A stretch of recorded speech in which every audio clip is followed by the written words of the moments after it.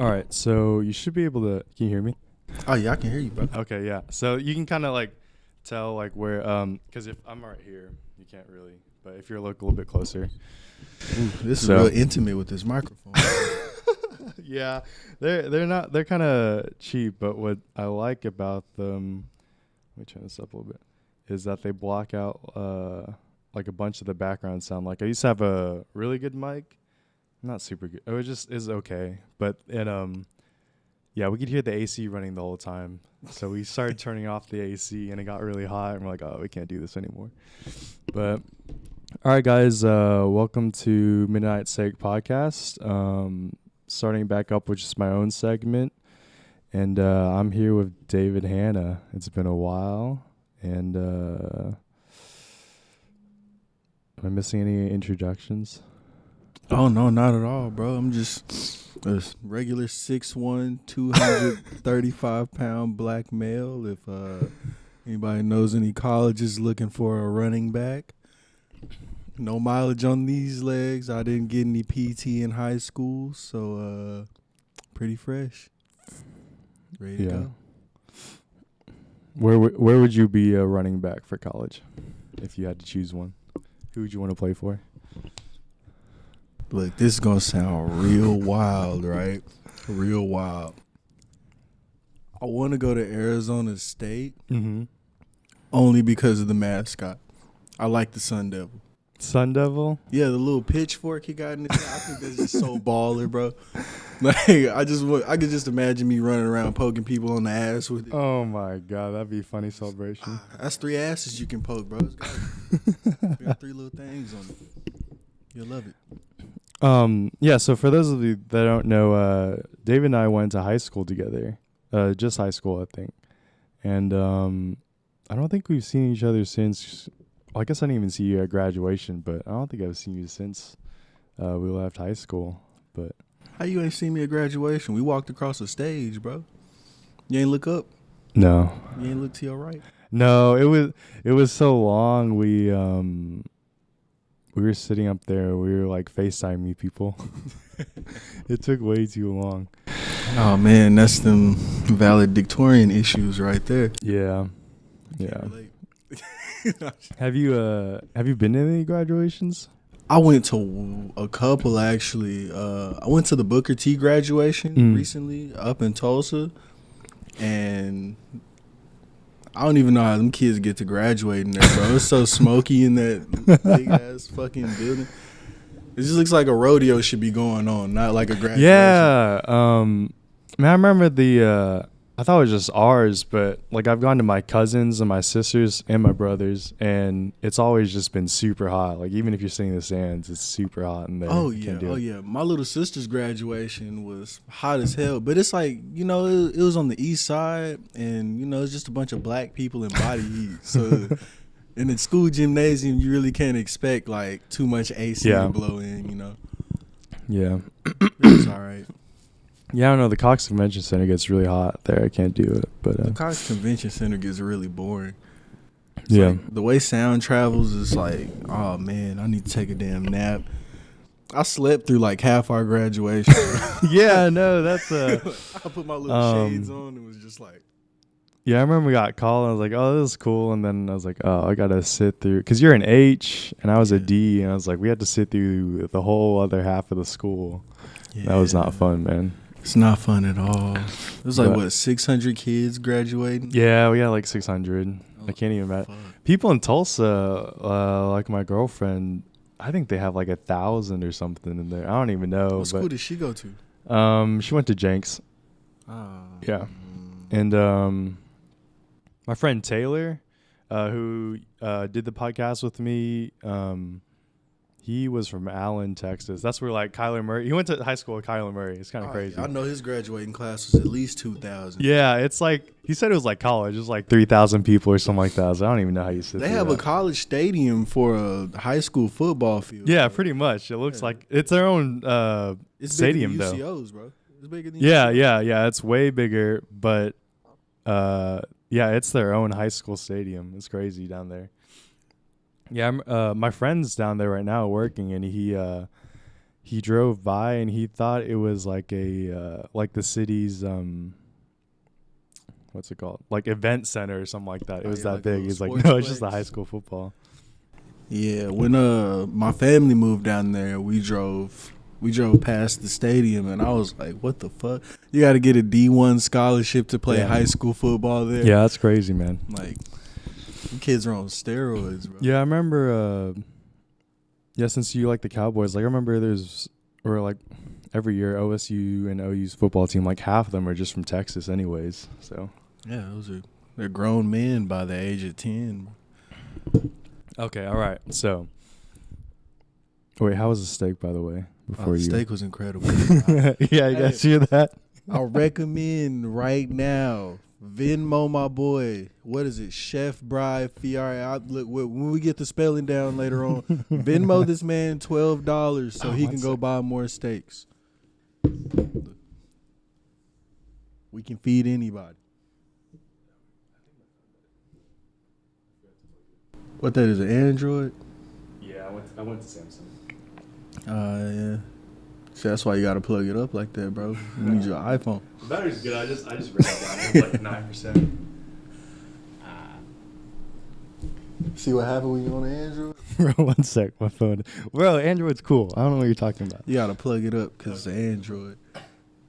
How it feel when your battery fall out the back of your phone? No, my battery's amazing. My battery's way better than Oh, so your battery fall out the front. yeah. It falls out slower than iPhones, like on this thing.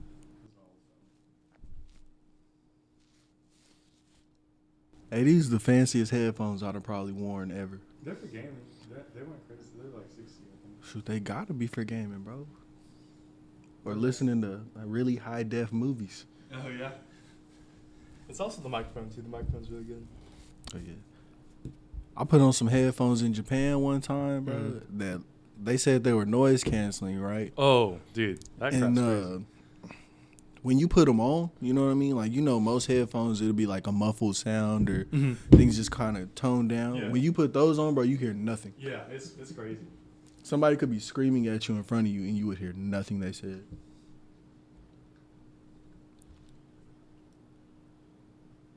Ooh, totally French, sorry. Did it share to my, whatchamacallit? The live thing? Did it share on my feed? Yeah. It should be on there. I look way chubbier on camera and it hurts my feelings. No, everyone does it, bro. It's because the Facebook thing isn't very good anyway. I thought the camera was supposed to take away 10 pounds. All right, here, I'll start a new one. Not bad. Oh, that's good, bro. You did? Yeah, dude. I'm going to do a new one this. Tell your friends. Oh, man. Do it again. That'll be all right. They'll know, though, because one's like a video and one's going to be live, so.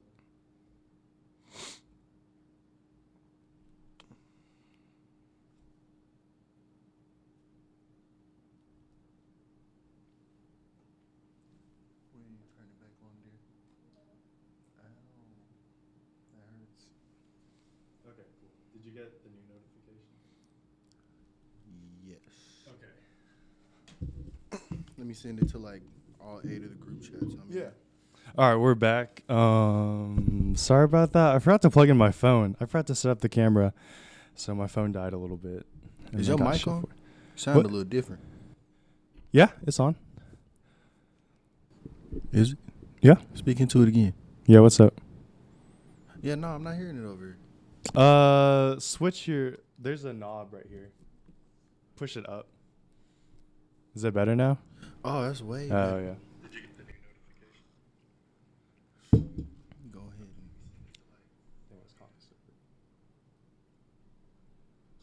All right, there we go.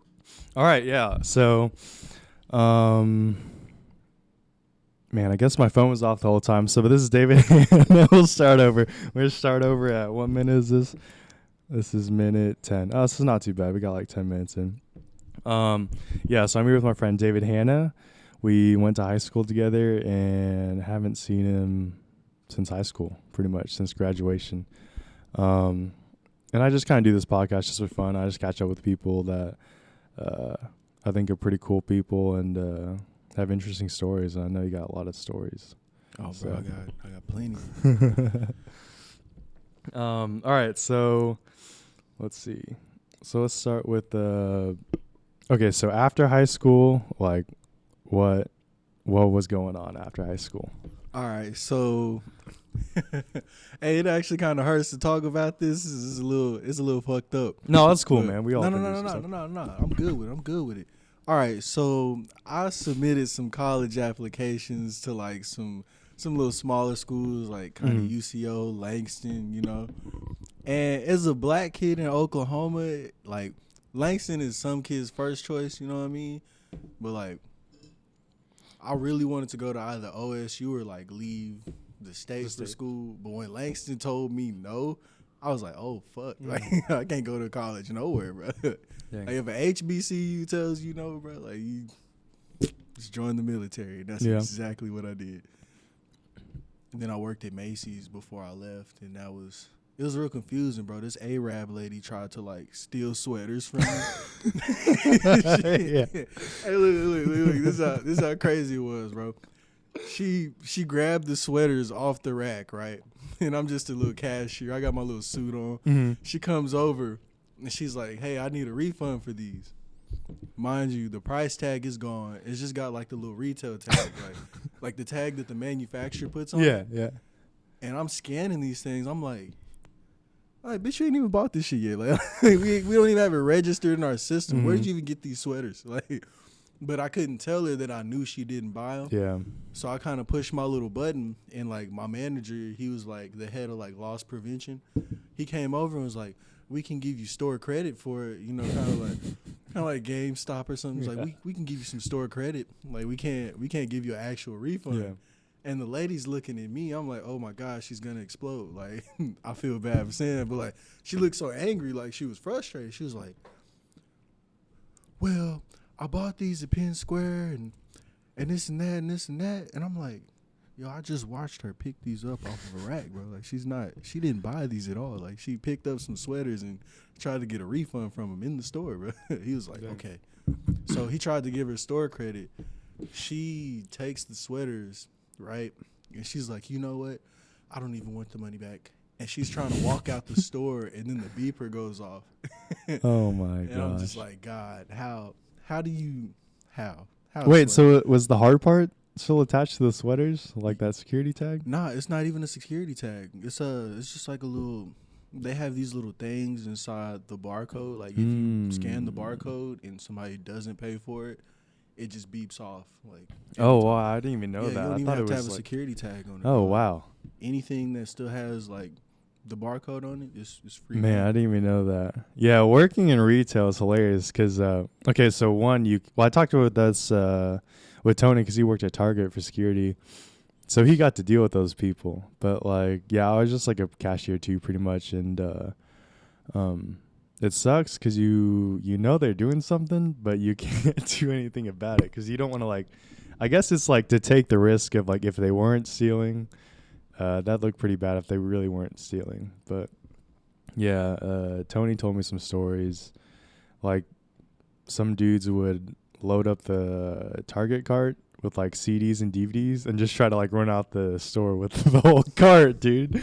I don't even know, but nah, I saw people at Macy's like during a Black Friday try to run out with just like full bags of polo shirts. And oh stuff. my goodness. I'm like, well, by the time they get home and like pop off the security tag, like all it's gonna do is spray blue paint all over their clothes. You can never get it out. Oh really? Yeah, it's kind of like okay. packs like money dye and stuff like that. Like when you take a certain amount of currency from like a bank without them like unraveling it or like putting it into circulation and just.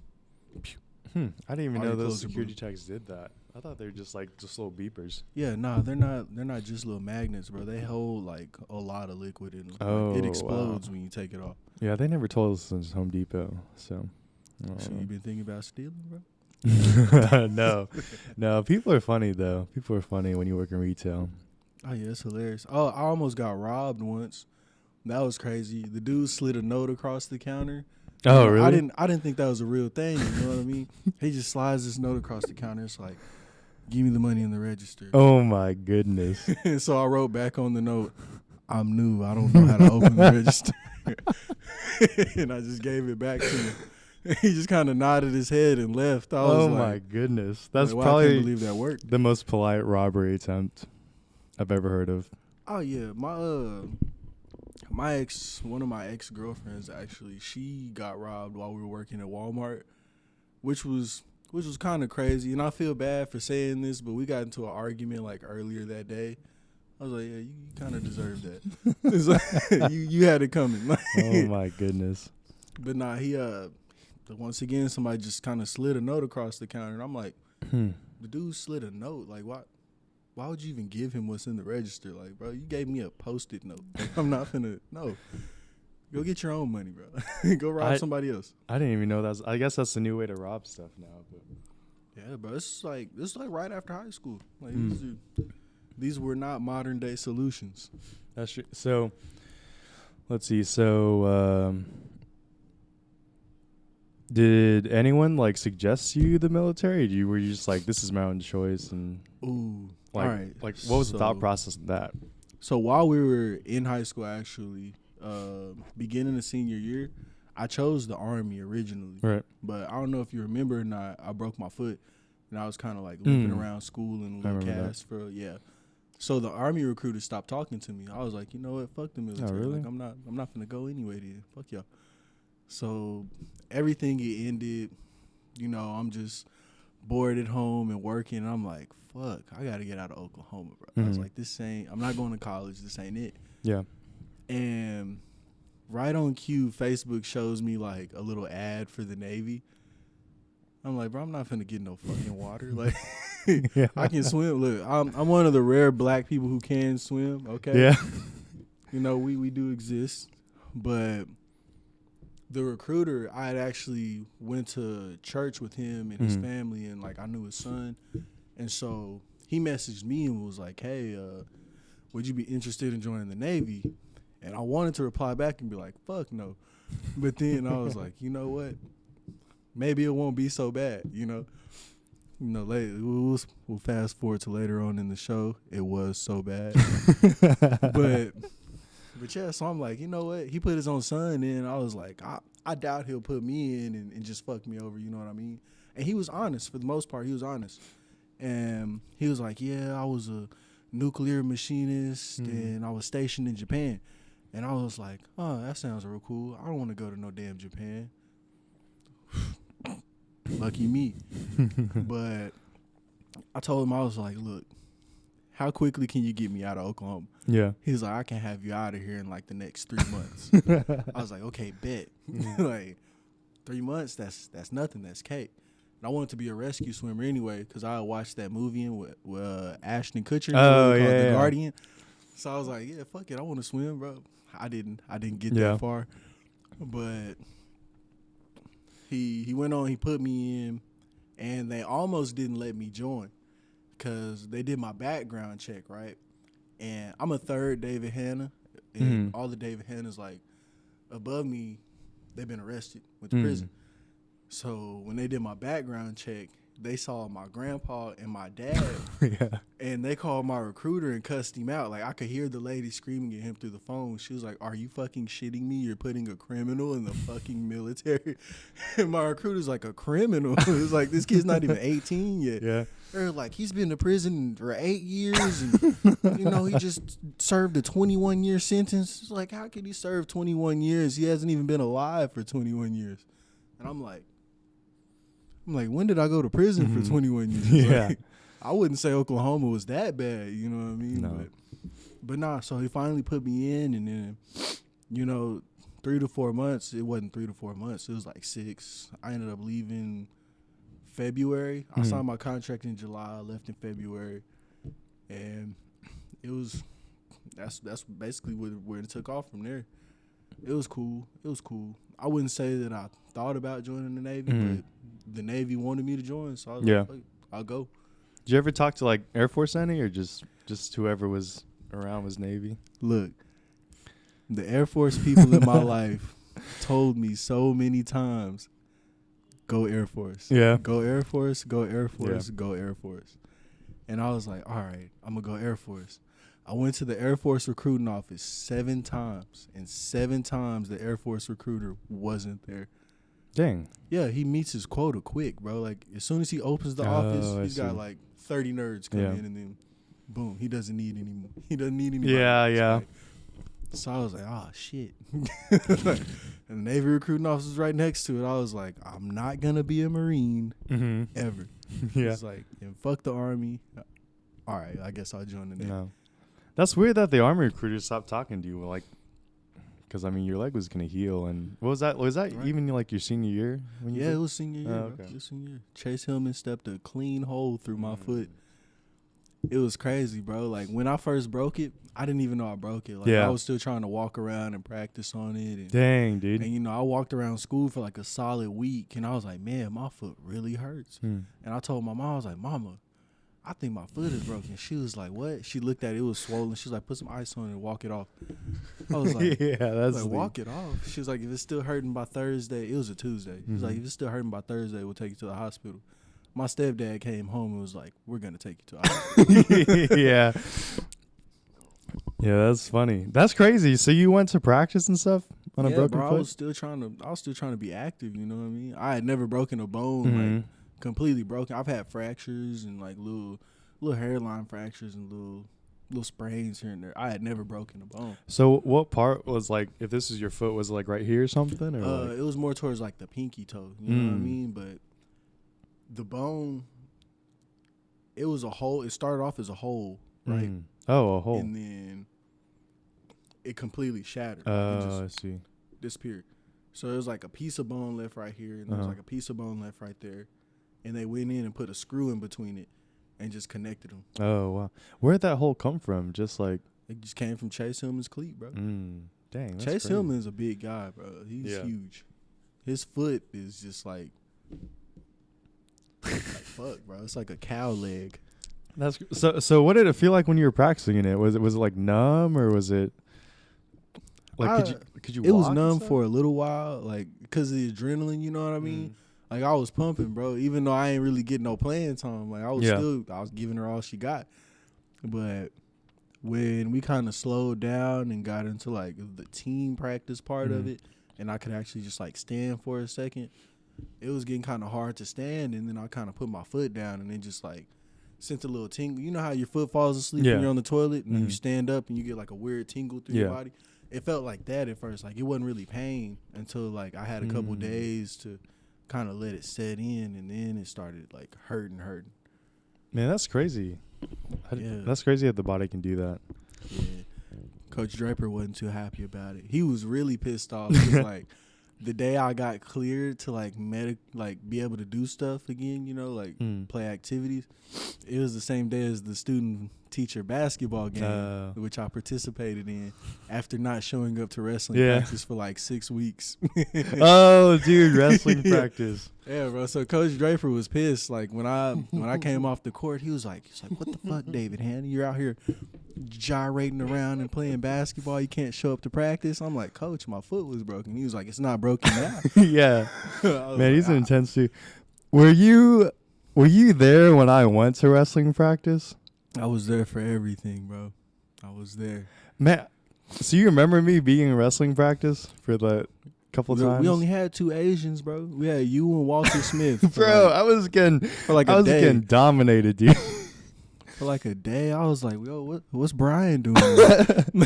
Bro, I told Coach Draper, I was like, this was like a stupid way to get fit, but I was like, man, these wrestler dudes are fit. I was like, Coach Draper, can I like work out with you guys and get fit for like 10 a season? And he's like, yeah, sure, just bring some shoes. Man, I did not know what I was getting myself into. I'm be honest with you. We weren't fit. We were scared. Yeah, dude. It was scary. It was like a Coach Draper's a dictator, bro. Like, bro, it was like a dungeon in there. And yeah, I felt bad. What's up? I don't feel bad, bro. Just come on in. It's a good here's my vibe. roommate Donnie. Donnie is David. What's up, Don? I'm Dave. It's nice to meet you too, Don. Yeah. I kind of Nah, I don't think I wish I did wrestling. But Nah, you don't wish you wrestled, bro. why did you do? Did you actually wrestle like when you were a kid and stuff? Or No. I started wrestling when I was in like the 7th grade. It's I tried out for basketball at my old school before I came to Edmond, and I made the team. But there's a lot of egos on the team, and I was just like, look, I don't want to play basketball if I'm not gonna get to hoop. You know what I mean? Like, and some of the guys from the team that I played on, some of them went D1, a couple of them are playing like professional overseas and shit. So, just to give you like the talent pool that was out there is like, at that time, to me, everybody on the court was like good enough to be in the league, and I was more or less like, I wouldn't even know how to describe me, bro. I was like Markel Fultz after the shoulder surgery. Bro, it was like, yeah, we can put him on the court, but he's got some promise. He has a ceiling. We shouldn't let him shoot. Like, I was on the court for defense. Like, that was it. Like, I don't want to be on the court if I can't take a shot. At least let a nigga get a layup or something, bro. Yeah. Like I tipped the ball in one time. My coach was furious. Why didn't you grab the rebound? Why didn't you throw it back out? Ain't we here to score points? Like, I'm gonna just say fuck it. I'm gonna go wrestle. Like, this is definitely for me. And my first wrestling match, believe it or not, bro, I didn't weigh nothing but like 87 pounds in the 7th grade. And I wrestled this little Mexican kid, you know what I mean? He'd been doing it his whole life. It's crazy. We bumped into each other in high school. I kicked the shit out of him. But my first match ever, bro, I got pinned in 8 seconds. Oh, yeah, I'm sure. True story, bro. 8 seconds. That's all it took. And then after I lost to him, they allowed me to wrestle one more time because we only had 3 wrestlers. Yeah. The rest of our team, like the other 12 guys, were all ineligible.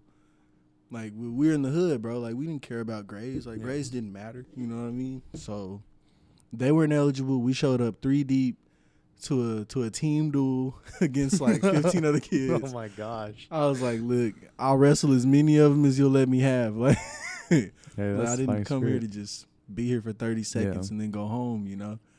But yeah, he kicked my ass. And then the kid after that I wrestled, I was like, oh, I get it now. And I sent him to the hospital. I bear hugged him and I cracked his ribs in like 4 places. Goodness. It was bad. It was nasty. I never felt a broken bone before. Oh, yeah. And then from there, it was like, I kind of like this. It was real violent. Yeah, it was, man, those practices were something else. I was like, yeah, we get out like, practice would end at like 6:30. I'm like, bro. Oh, bro, it gets worse. You didn't even stay around for the hard part. Yeah. Winter practices were worse. We would show up at like 7 in the morning. We didn't get to go home till like 2:30. That sucks. Oh, yeah, it hurt. I just remember, I forgot his last name, but Big Anthony. Yeah, he spotted me. Robinson. Yeah, he Robinson. Okay, I'm sorry, Anthony Robinson, but bro, he spotted me when I was benching in their practice. And I thought I was gonna drop the bar myself, dude. It smelled so bad. I was like, oh my god, I can't take this. Oh, yeah, he can sweat. Him and Big John. Yeah, bro. John is like, it's so confusing, bro, because as much as me and John wrestle with each other, bro, he sweated so much but was so dry. Like, it was confusing. It was like he looks so moist. Like, he looks like a glazed donut. but when you grab this man, you don't feel no sweat. Yeah. Like, it's just hair. Like, you just feel fuzzy little blonde hair, bro. That's true. I think he sweats from his head, if I remember. Oh, yeah, he sweats exclusively from his head. Like, it all comes from one spot. Wait, so what weight class did you wrestle in high school? Shoot, which year? What you want to know? I started off at... How about your best year? Ooh.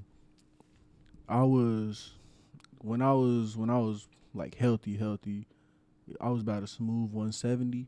Dang, so that's I crazy. stayed around like 171ish, which was tough, bro. Cause Coach Draper, man, that man an asshole. So He is, bro. I weighed about 168 pounds soaking wet. Right, sophomore year we go to wrestle against Edmond Memorial and Edmond North. You know what I mean? And the Dixon triplets were all like 182 and above.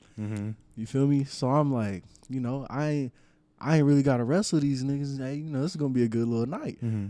I mean, at the time, I felt in my heart that if I could wrestle Derek White, I'd be all right. I might lose, but I ain't finna get embarrassed. Mm-hmm. You know what I mean? Like, I had wrestled Derek before, and he pinned me, but if he wouldn't have pinned me, the match would have ended like 3-1. Yeah. Which is a result I could live with. You know what I mean? Because I wasn't elite, but I was just there to hold my own. Yeah. But Coach Draper's like, he's like, David Hannon. He looks at me. I was like, it's past my weight. You feel me? Like, we had already sent somebody out to wrestle for my weight. Hayden Ball was out there who weighs exponentially at least about 15 to 20 more pounds than I did. So I was like, damn, I'm not going to get to wrestle tonight. Coach Draper was like, David Hannon, come here. So I'm walking over there. I'm thinking he's finna say some wild shit to me. He's finna Like some motivational stuff. yeah, Like, you know get what the I mean? next Like one. he's just finna look at me and be like, get me ready for Edmund Memorial. He's like, you want to wrestle? I was like, me? Like right now? He was like, get suited up, get your gear on, let's go. I was like, let's go. Like, go where? Like, where am I gonna wrestle, coach? Like, we already passed me. You know what I mean? Like, it's not my turn no more. Mm-hmm.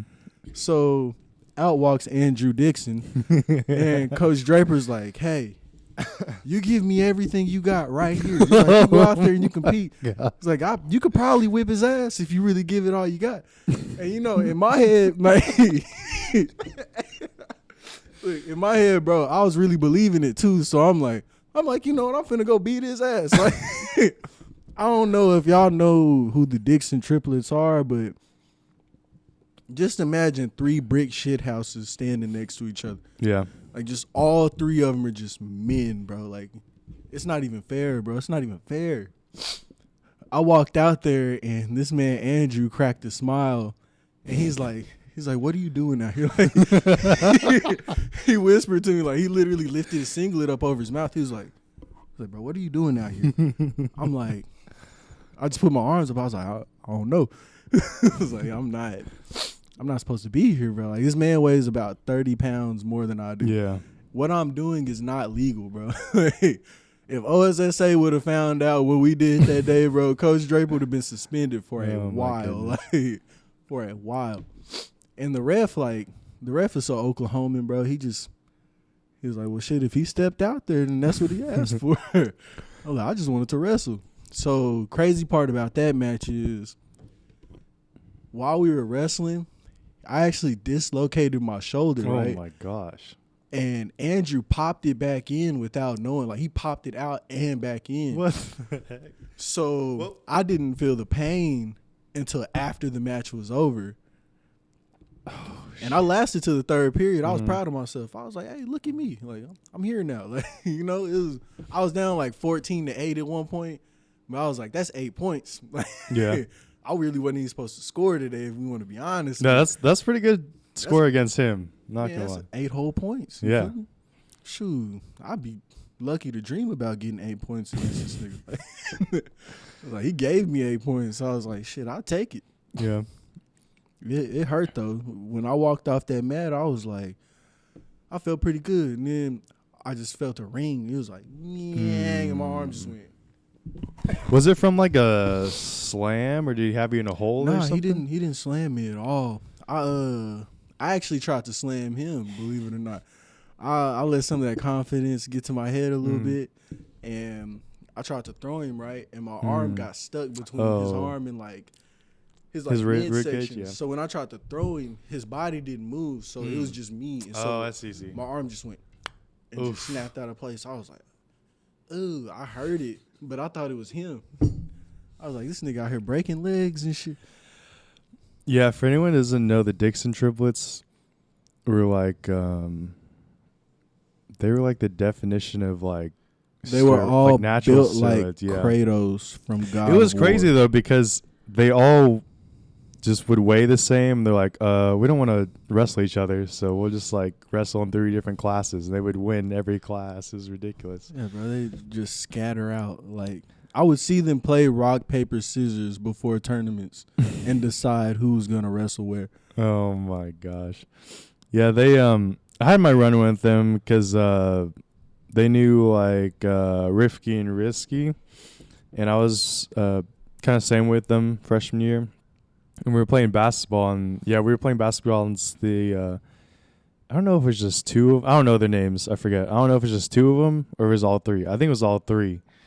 But, yeah, it was freshman year, and they do that thing where one of the triplets, like, where, they check you the basketball, but they roll it to you.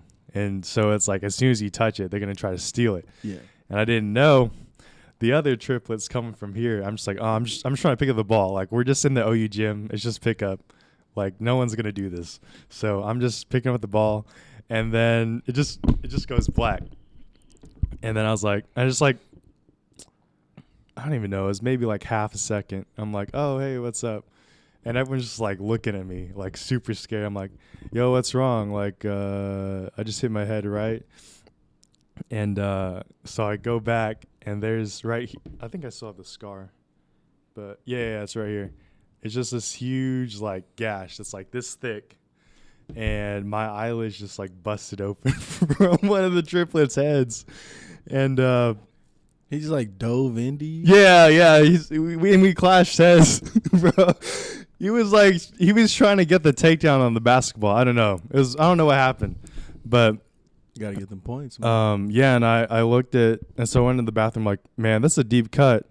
And it looked like my third eye had opened. It was pretty bad. And I was still like, I don't know if I need to go to the emergency room because my parents might be pissed if I just go to the emergency room. But I mean, they were fine.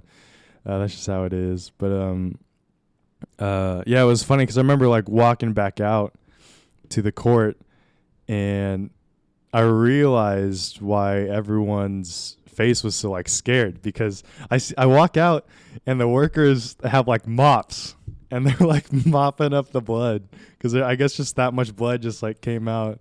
I was like, I didn't remember any of it. So yeah, it was pretty crazy. But yeah, I have this scar from one of the triplets. I don't remember their name, but yeah. Oh yeah, that's ugly. Yeah. It's a good story though.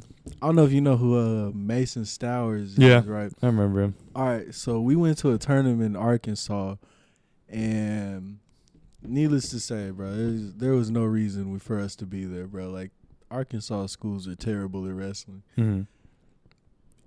Look, Mason picks the kid up, right?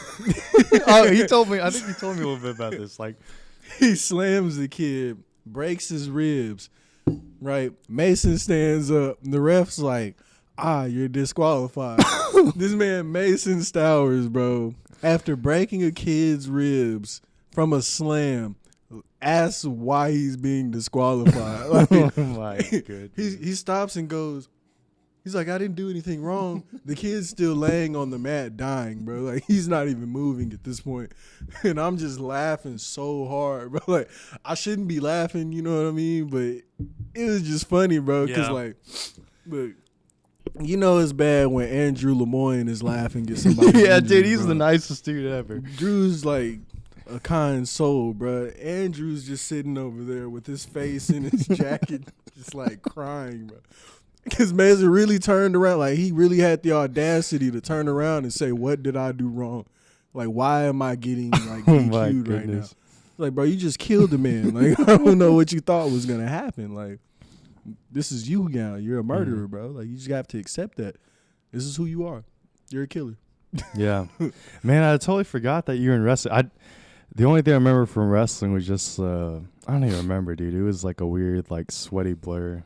I don't feel bad, bro. I was ineligible for like half my high school career. So I was pretty forgettable when it came to that. It was fun, though. Coach Draper it was cool. Whipped a U-turn on a yellow school bus for some Cardi's chicken. That was funny, man. That was funny. Yeah, he's a serious student in practice, but he's pretty freaking funny when I talk to him outside of it. Oh, yeah. He a hilarious man, bro. This man knocked out a horse once. What? Yeah, the horse kicked his wife. Coach Draper, kicked his wife. Miss Draper. Miss Draper's a real woman though, bro. Like she kind of strong too. I'm afraid of her more than I'm afraid of him, honestly. She's an anesthesiologist. Yeah. The horse kicked his wife, and Coach Draper just came in with a clean right hook from Mike Tyson and just Horse knocked out, bro. I was Oh like, my oh, gosh. this man knocks out horses, bro. Like, just think about that. He punched me one time in the chest during practice, right? He pointed at me. Look, he grabbed me and pointed at me and told me to go in a specific direction. I went in that direction. He pulled me back and said, "What the fuck are you doing?" Hit me in the chest, bro.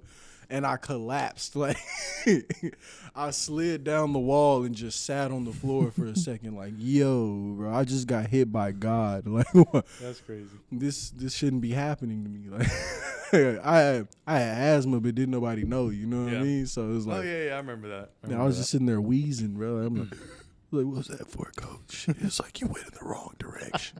It's like, you sent me, like, you literally pulled me in the direction I was supposed to go. And then you hit me for going there. Is it because I'm black, coach? You can be honest with me. It was like, David Hand, if you don't get the fuck out of my face. I'm like, oh, okay. I'm going to go now. I'm going to leave. Yeah, that was real entertaining. He was a real entertaining man. He's a good coach, though. He's a great coach. Yeah. Yeah, you remember Austin Leonard? Mm-hmm. He's doing jiu-jitsu right now. I've been that's one of the few people I think I talked to from high school still. But yeah, I've been wanting to kind of do some of that too. It just looks really fun. But and not as intense. Well, it's just kind of hard to find a straight up wrestling gym you can just like work out in. But oh yeah, it's fun. Jiu-jitsu is cool, but then I got put in the submission hold one time, and I was like, yeah, this is not for me. But he put me in a triangle choke. Yeah. I was like, you know what? I'm not finna tap. I'm not finna give you the satisfaction of me tapping. And then it got a little tighter, and I was like, you know what? Well, I think I'm gonna just go ahead and tap. Yeah. Like, it sounds like I'm not finna go on the spiritual journey you're trying to send me on. Yeah. It hurt. Yeah, I definitely want to do something. I think that'd be fun. And I was gonna do a little bit of boxing, but I was like, I'm not trying to get hit in the head like this. I'll say we're big kids now, yeah. so yeah. But did anyone else have any did you ever get a concussion in football? In high school? In football, yes. I've had one concussion. Dang. But it wasn't from it wasn't from organized sports football. Like we're playing outside at my old school at Centennial, and our track on the outside of the track is concrete. It's like straight concrete, like a little sidewalk almost around the track. And the track at the time was made out of gravel. So we're playing football in like this little grassy park kind of off to the side by the baseball fields. And I was running with the ball, and there was this big old humongous kid, way too large to be a 7th grader, but, you know, no child left behind. And he picks me up and, slams me right. Oh, my goodness. goodness. My head just claps off this pavement, and it bounces, at least 3 more times after I hit it. And he looks at me. He was like, you good, bro? You straight? Picks me up. I'm like, yeah, I'm good. And I just, my eyes just got real big, bro. Yeah. And everything just started spinning. I was like, yo, what the fuck? I tried to play, a few more downs after that, but I kept running out routes, you know what I mean? And everybody's down the field, and I'm running sideways, bro. I'm like, ooh, something's not right. I think I should go inside. And it was hard. It was hard to even try to attempt to stumble inside, bro. It was the side of my head was bleeding. Dang. And I'm seeing triple vision at this point. So I don't really know where I'm walking. I just picked a direction and just started moving my feet. It was just I pray to God this is the inside of the building that I'm going to. But it wasn't the inside of the building. I ended up walking to the parking lot. And one of the teachers called my stepdad. He was a coach up at the school at the time. And yeah, we went to the hospital, and I was definitely concussed. Dang. That's crazy. I think I had a mild one from a little car accident I had, rear-ended someone. It was not smart. How'd they hit you? No, I rear-ended them. I was looking at my phone, so I tried to not text and drive. Really. Oh, so you hit somebody and knocked yourself out? Yeah. Wow. Well, I didn't get knocked out, but I was super tired after it, and it felt like I just had to go to sleep. It was really weird. It was really bad. I'm glad you didn't go to sleep, bro. Yeah. So don't text and drive. So yeah. You hear that? Don't text and drive. Click it or ticket. Yeah.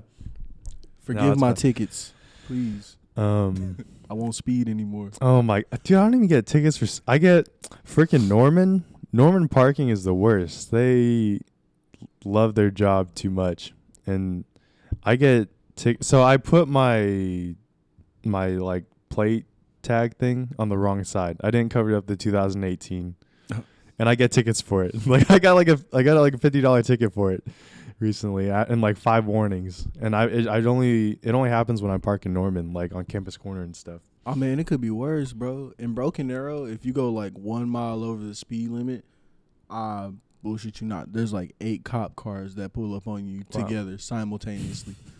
There's like 8 look, there was traffic in Broken Arrow one day, right, when I was coming home from work, and all of this traffic was 9 police cars pulling over an Oldsmobile with like a senior citizen old lady inside of it.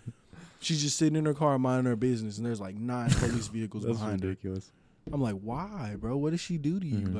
Like, did she have a pistol? Like, She probably does. why is so afraid of this old lady, bro? Like, they're Yeah. all just talking to each other, and she's just sitting in the car. I'm like, this would be a grand opportunity for her to just drive off and act like she didn't know anything.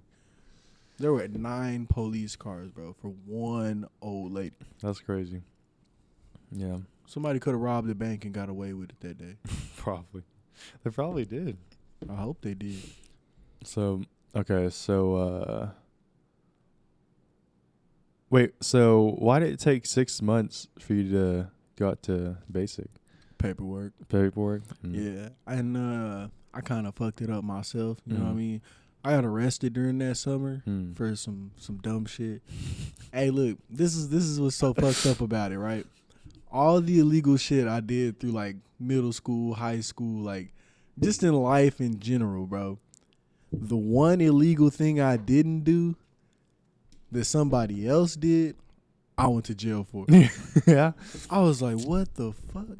So out of all like the little, I'm just like every other kid, bro. I used to go out and little petty little shit, like go to little stores and take candy and shit, like, you know what I mean.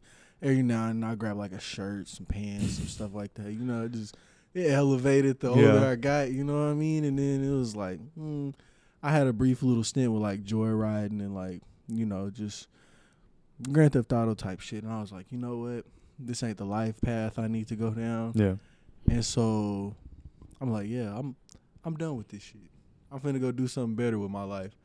Well, lo and behold, my dumb ass hops in a stolen car, and we get within like less than half a mile from my home.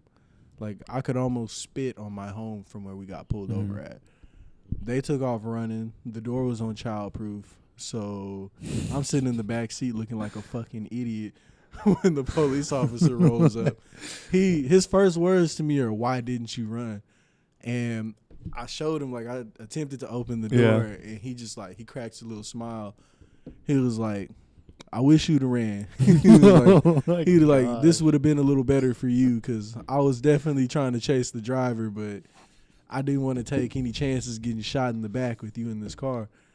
I'm like, well, I ain't got no gun, bro. If you want to go chase him, like, go for it, bro. I'll slide out the back. I can still go. Officer was like, nah, it doesn't work that way. I was like, all right, cool. But I had just put like $8 worth of gas in this car, you know what I mean? And I had me like a big gulp from 7-Eleven. I was like, well, fuck, there goes my gas money. Like, I'm gonna finish my big gulp before I let you arrest me. And like, there's like 4 police officers, I bullshit you not, 4 police officers standing outside of this green Cutlass watching me drink Dr. Pepper while holding like various little conversations with each other. Oh my goodness. And it's crazy because the police officer that pulled us over that night, I didn't know that he was the same police officer that recovered this same car from those same guys like a week ago. And I was like, wow, this man got the same car twice. It's like he just waited in this area and was like, yeah, them niggas boys That's are gonna so steal it dumb. again. They went back for the same car. The same car, bro. I was like, the same car, bro. We couldn't have stole something different, bro. Like, you in the went and took a moped or like a couple of bikes or something, bro. Like, you stole the same car, bro. was like, upgrade, bro. Go steal a Brinks truck. That's crazy. Do something that's gonna make this worth it. Instead, he put me in the back of a little police van, right? And mind you, they're usually supposed to strap you into the seat before they take off driving. But instead, they put me back there, and they're asking me questions. They're like, "Who are you in the car with? Who are you with? Who are you with?" And I was just giving them made up names, like, bro, I don't know. I'm not finna snitch, bro. I'm not finna snitch. It's just not who I am. So I'm like, I don't know. They're like, oh, okay. And then they shut the doors to the van, and I'm like, I just started crying like a little bitch. I was like, ooh, I'm going to jail. My mom gonna beat my ass. I was like, oh man, I just graduated and now I'm in jail. Fuck. It was like I made it to my diploma just to go to jail. Yeah. It was like all that struggling for nothing. And then he gets to driving, bro. And we hit every pothole in Oklahoma on the way to the county building, bro. Like I'm in the back of this police van with my hands behind my back, just bouncing like a fucking veggie tail the whole damn time. Oh yeah, because it's not cushions, right? Yeah, it's bro. like There's hard. no cushion. Yeah. It's a bench, bro. So I'm just I'm hopping all through the back seat with handcuffs on. Like I'm strapped to the seat. So it's like I'm bouncing, but I can't go anywhere. You know what I mean? I'm just like flying. By the time he opens the door, I'm laid out on this van seat with my arms like cocked behind my back and my head's just like hanging onto the seat and my body is on the ground. And he's like, what happened? I'm like, you didn't put no fucking seatbelt on me. Like, I was like, man, fuck you. Oh my goodness. Like, I don't want to be here. Yeah, the whole county jail process was weird. I was butt naked in a room with like 40 other dudes. We were all butt naked, like changing clothes. But I'm not gonna lie to you. Them orange sweats were pretty comfortable. How long were you in there for? I was only there for like 4 days. Oh, okay. But I went in on a holiday. So so there's a lot of people. Oh yeah, it was me and a bunch of Mexicans, bro. Like they were all drunk though. And none of them spoke like a lick of English. And I'm just sitting in the corner and they're trying to talk to me and I'm just like, I don't understand. But it's like I took Spanish in high school, but I wasn't a very dedicated student, you know. So it's just kind of like I wish I'd have paid attention because I didn't understand anything, bro. Like little Pedro's just sitting in front of me, just I'm just sitting there like, yeah, it's like that. Dang. But it was a good experience though. Honestly, it made me realize I never want to go back. Yeah. And I ain't been back since. That's good. That's like I started watching just like some random YouTube binges, like when you start binging like Beyond Scared Straight or whatever, and there's like a bunch of them in Oklahoma City. It's just kind of weird to see. It's like, man, it's right there. So. Oh yeah, bro. It's tough and it's fucked up, bro. As a kid, you know what my mama did to me? At church, we had I went to church with a dude who's a police officer, right? My mama decided to be funny and have him put me in cuffs and in the back of his car to like Scared Straight? Yeah, like a little Scared Straight. So she put me in the back of the car, but jokes on her, it kind of backfired because while I was sitting back there, I was kind of comfortable. I just sat. I was just chilling, bro. And she was like, she was looking at me like, hey, you look like you've done this before.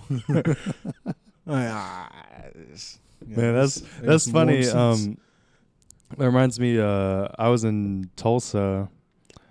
I think it was in the summer or something. I was just leaving the Target with my girlfriend, and it was really funny because I guess these parents had bought like a cop car, like a decommissioned cop car, just for their own car, but they didn't take out the window bars.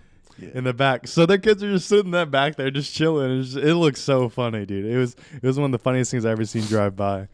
But yeah, they didn't take out the bars, and it just looked like they were arresting the kids or something. Shoot, I don't know, man. Some of these white kids need to be arrested. We never really had any like school shooter vibes from any of the kids. I don't think so. Like they look more like school stabbers, honestly. Like they run through the hallway with some knives. Not no guns though. Yeah. You know what I mean? Yeah. I don't really think anybody got bullied like that. Yeah. Real, bro. No, we were talking about that. 'Cause like, yeah, my girlfriend went to Jenks, and she said like bullying was like really bad in Tulsa apparently.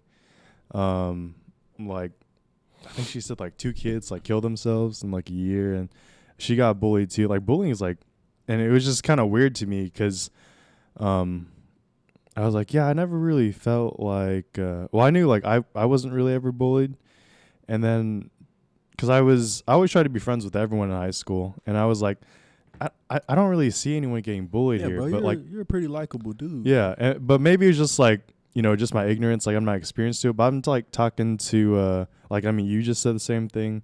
My younger cousin's like, yeah, there's not really like a problem with bullying, like at least in Edmond, Santa Fe. So it's just kind of weird how that works out like that. But Yeah, like for Edmond kids, their extent of bullying is like, ha ha, you got an iPhone 4. Like, you know what I mean? Like, yeah, look at this nigga, he got a PlayStation 2. Like, you know what I mean?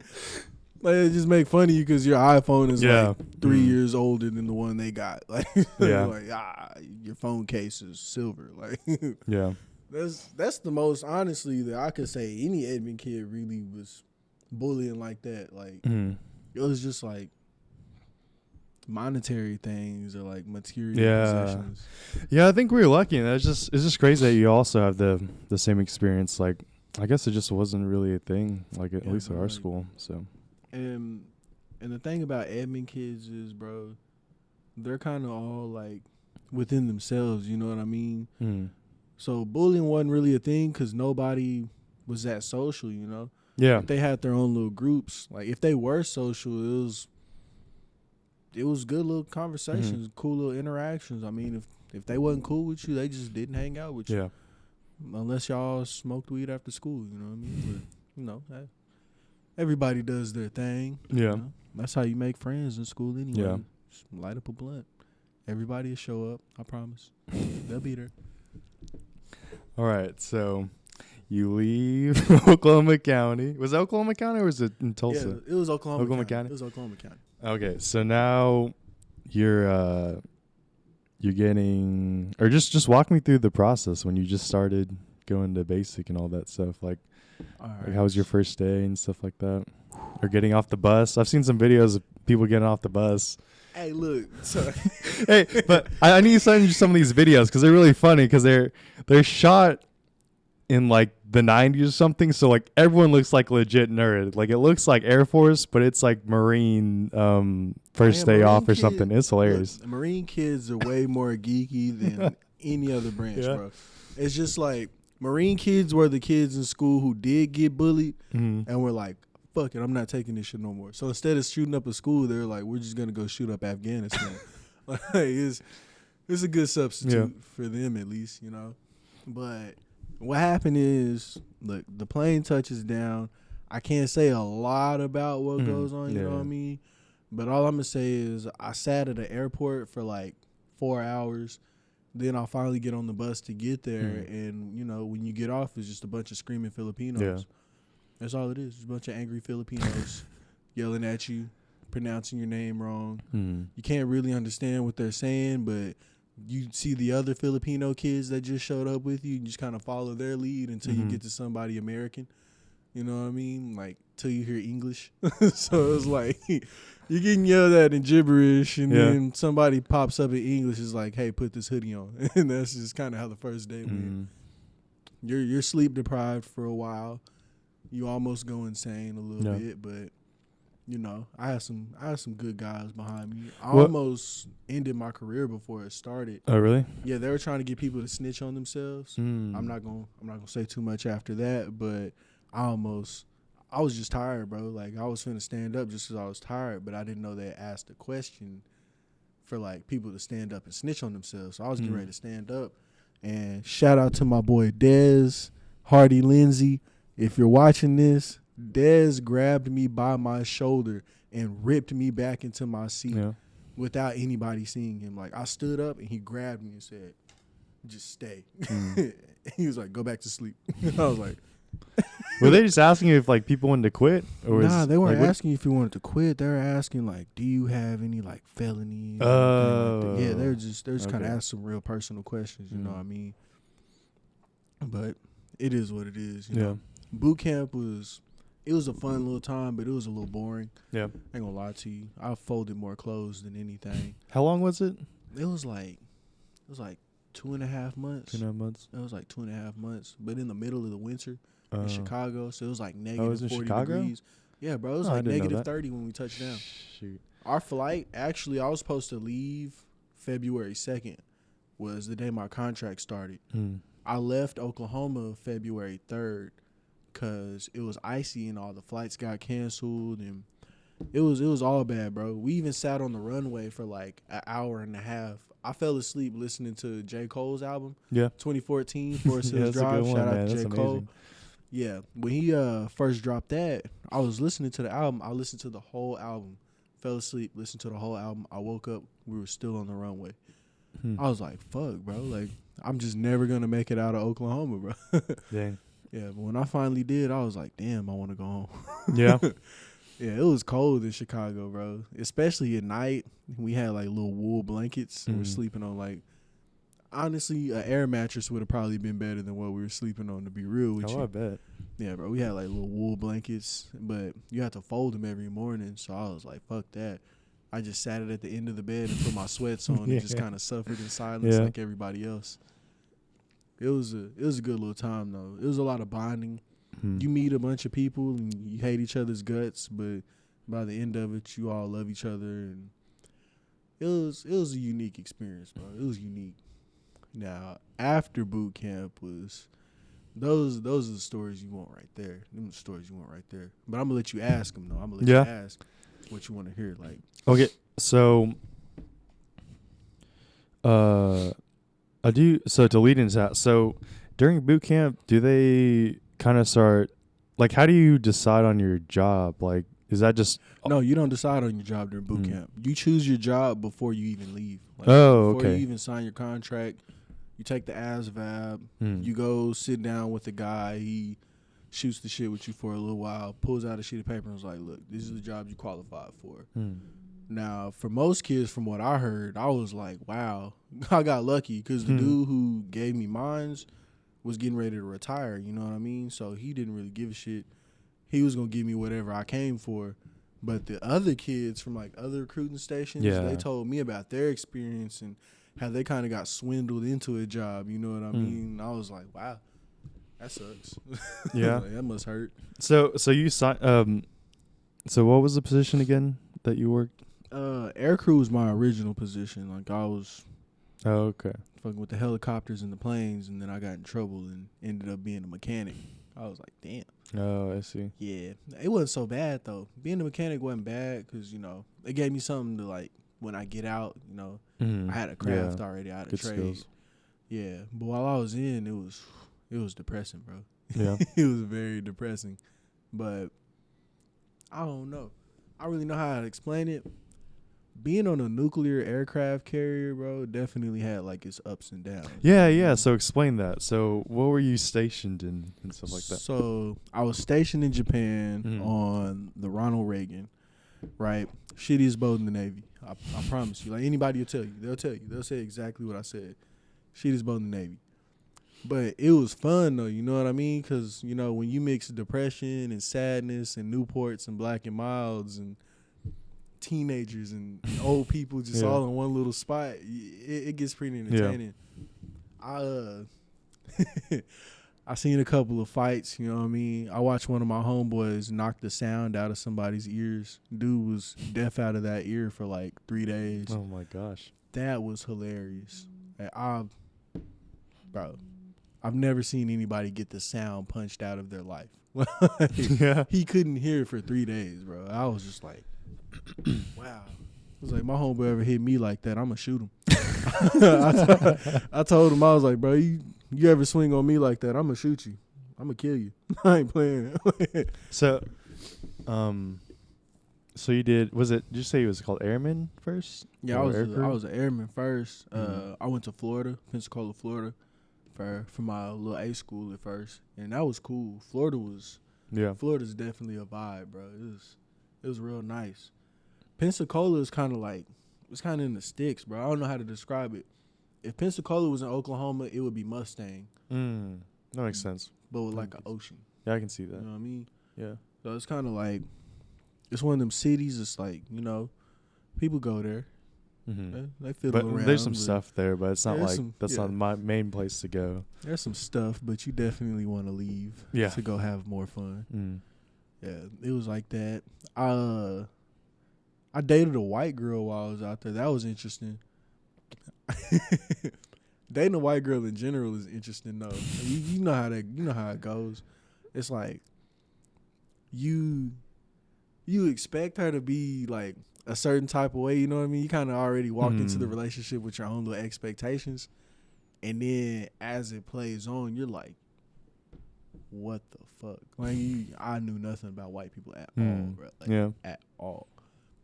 And that was definitely an experience. Cause it was like, I don't know, man. It was weird. It was real weird. Cause we would go places, you know what I mean? And we would get dirty looks, but they would mostly be in her direction. You know what I mean? Like, oh my God, you're dating a black boy, not like, oh my God, you're dating a white girl. And it was just wild, bro. It was real wild. One of my best friends, racist as hell, I ain't gonna say his name. I don't want nobody to know who he is. But one of my best friends, he told me that me dating her was disgusting. Oh, bro, Yeah, that's like messed up. he didn't like interracial dating at all. It's funny because he dated a Brazilian girl not too long ago, a white boy. I was like, yeah, I told you I had some of that. Yeah, you got some of that brown sugar. But he was like, I'll tolerate it because, you're one of my best friends, you know what I mean? And I look past him being racist and stuff like that, bro. 'Cause, we all got a little janky in us a little bit. Like, shoot, I crack a few racist jokes here and there, bro. But that's just who I am, you know what I mean? Like, folks know that when it comes from me, it's like genuine. It's comedic, it's just a comedic joke, relief, you know what I like- mean? Like, it's not like I'm just out here saying, oh, coons and coons and crackers and stuff like that. You feel me? But it was definitely different. It was the first time I had ever been just like completely frowned upon in life by my own community. They were like, I messed up my wrist, bro. I dislocated my wrist, and the first thing somebody from my family was like, "Oh, fucking with them white girls."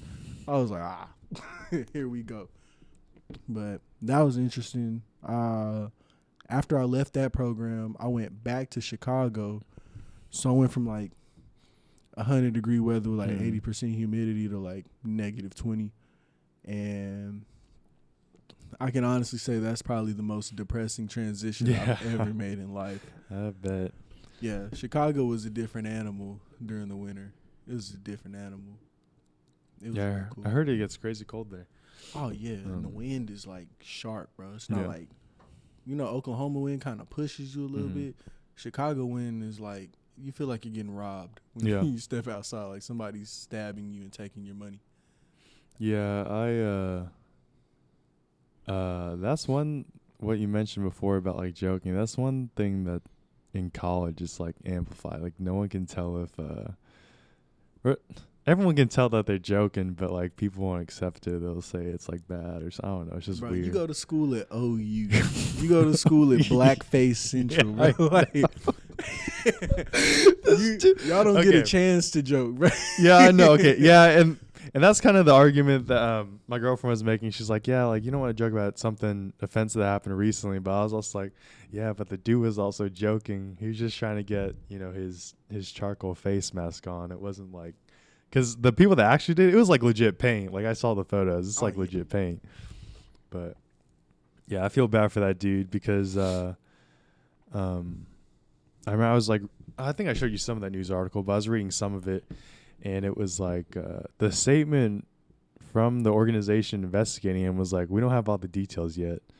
But we'll still tell you his name. We'll still post this photo of his face. Like, bro, you guys don't have all the details yet. Like, just chill for a little bit. I don't know. Yeah, that's kind of fucked up. Like, it's like, we don't know if he murdered anybody or not, but here's the guy who did it. This is where he lives. This is his phone number. Yeah, and like, I agree. Like, it probably shouldn't have been. I mean, if he. It was a good joke if he sent it to his friends, but apparently he like put it on his Snapchat story. Oh yeah. But his Snapchat story was private, so I guess someone's hardcore snitched on him. But yeah, so like I kind of agree with some people. Like maybe that wasn't the best joke, but at the same time, I was like, at least give the man some due process. Like don't they put his name on there, they put his face. I was like, come on, guys, chill a little bit. It's crazy times. I think it wouldn't have been as bad if it wouldn't have been on like his private Snap story. Yeah. You know, that's kind of you know, when you put something on your private story, Yeah. you know, only certain people are supposed to see it. You know, it's gonna be taken as like only certain folks are supposed to like understand what's going on here. No, but at the end of the day, bro, a charcoal face mask is a charcoal face mask. Yeah, I put them on sometimes. You know what I mean? Like a black guy with black face, is that racist? I don't know. Yeah, it's weird times.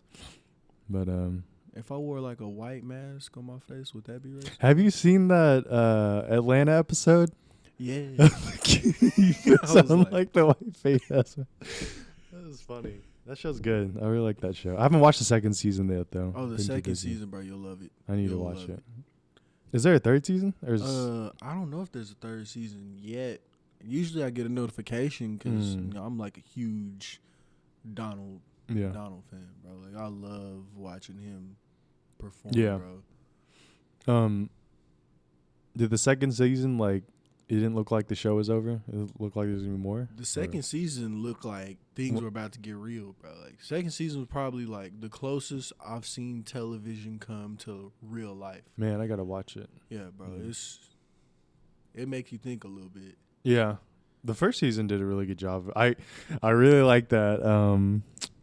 The episode where the dude's, like, transracial. Oh, my. From the first season? That thing is so funny, dude. I love that one. That crap's hilarious. Yeah, the second season, he's in one of the episodes, but I think he gets like jumped or something like that. He got beat up. It was funny. Man, I just remember that came out, and my roommate Taylor and I were watching it the first time. I was like, "What is this?" But it was so genius. It was so funny. Are you talking about the dude in the police station? In jail? No, it was like when the dude said was like, that nigga's gay. No, that one's funny too. No, it was the one where it looked like a fake like 60 Minutes like news story thing. And it was the one where the dude's like he's like black with like dreads and stuff. He's like, I identify as a like 66-year-old white man now. Yeah. His name, I follow him on Facebook. It's like it starts with an N, bro. It's like Nevin or Neville, something like that. He's hilarious, dude. He's the dude that does the thing with his fingers and he like disappears. That episode is so funny. He's like, I identify as a 35-year-old white man. I like taking walks through the local market. Yeah, sampling apples. And then they had the Black and Mild commercial. Yeah. Well, and then there's the part where he like called the cops on his like black neighbor or whatever. He was like, it was him stealing or something like that. It was pretty funny. Yeah, he's funny, bro. He's funny. He has some good videos. Yeah, you should check him out. And then it got really funny because at the end they were like interviewing him because he truly believed he was like an old white man. So the interviewer like asked him about like, oh, how do you feel about gay people? And he's like, no, I hate gay people. And they're like, what are you talking about? He's like, because I guess they just didn't register that he was thinking like just super old white man. But it's freaking hilarious. I love that episode. Yeah, it's funny, bro. I seen my first real tranny in Japan. Mm-hmm. And it tripped me all the way out.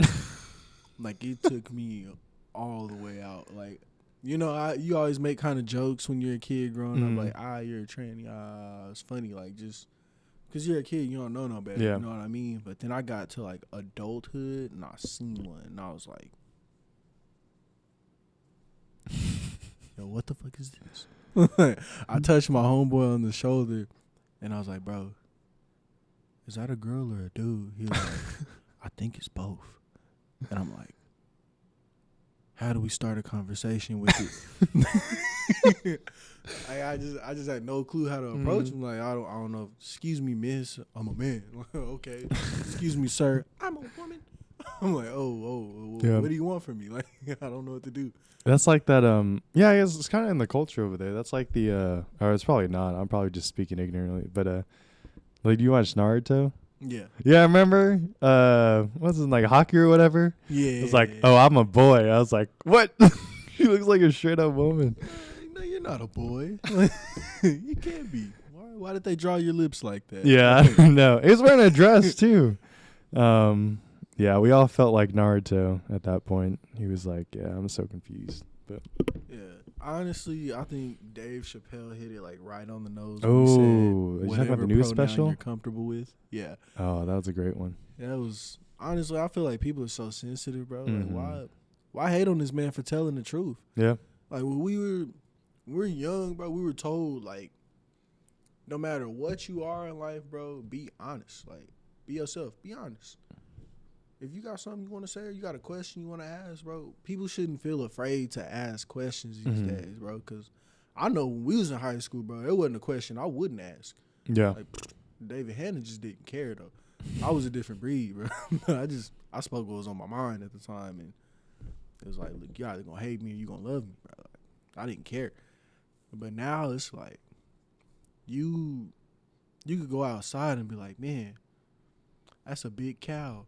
And somebody just completely flips your words. It's like, David Hanna hates fat people.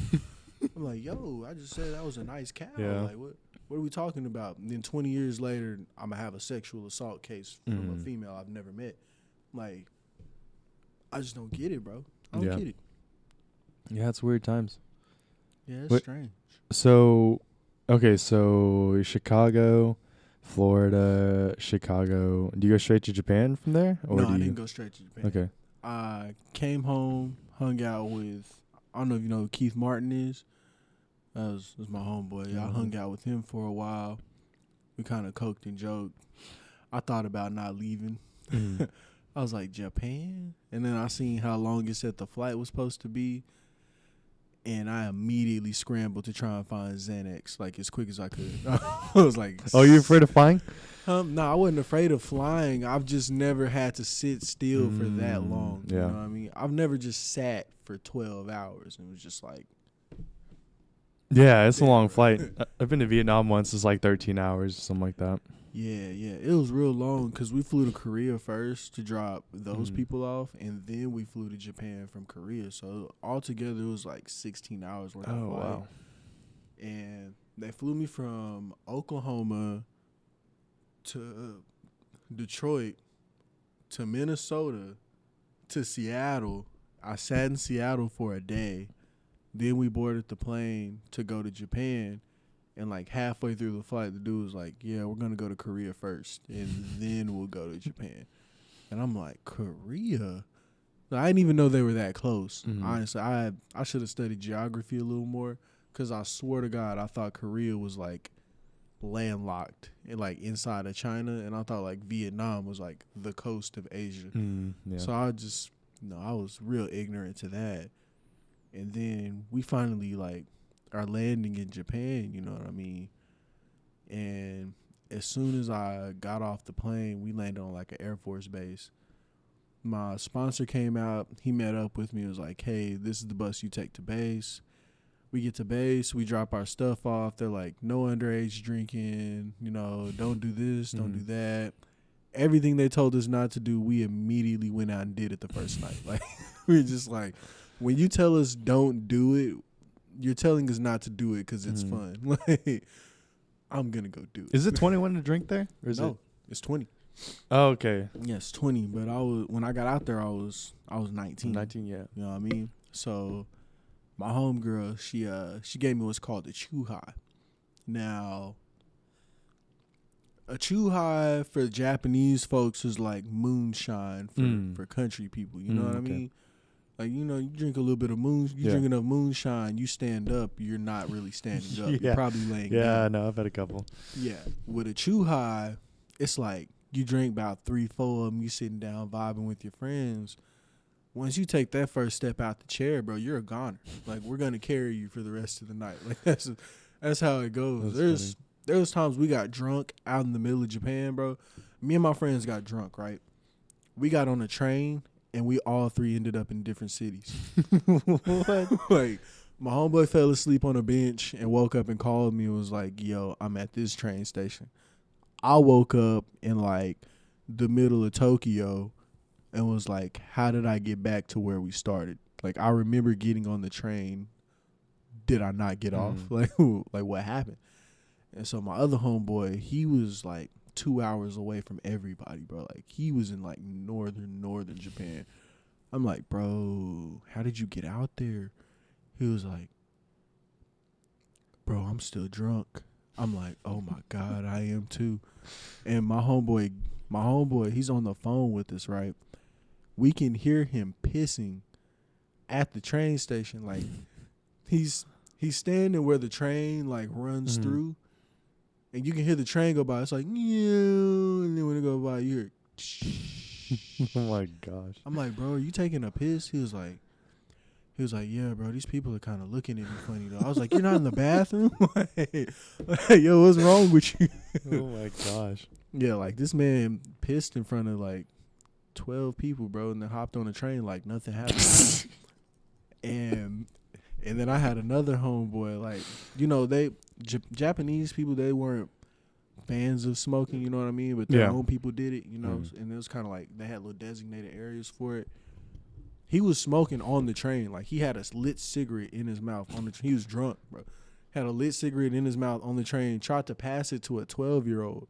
And the 12-year-old, I'll bullshit you not, he reached for it and then pulled his hand back and realized he was wrong. Like, I was like, this man almost peer pressured a 12-year-old Japanese kid into smoking a cigarette with him. Like, he's the GOAT.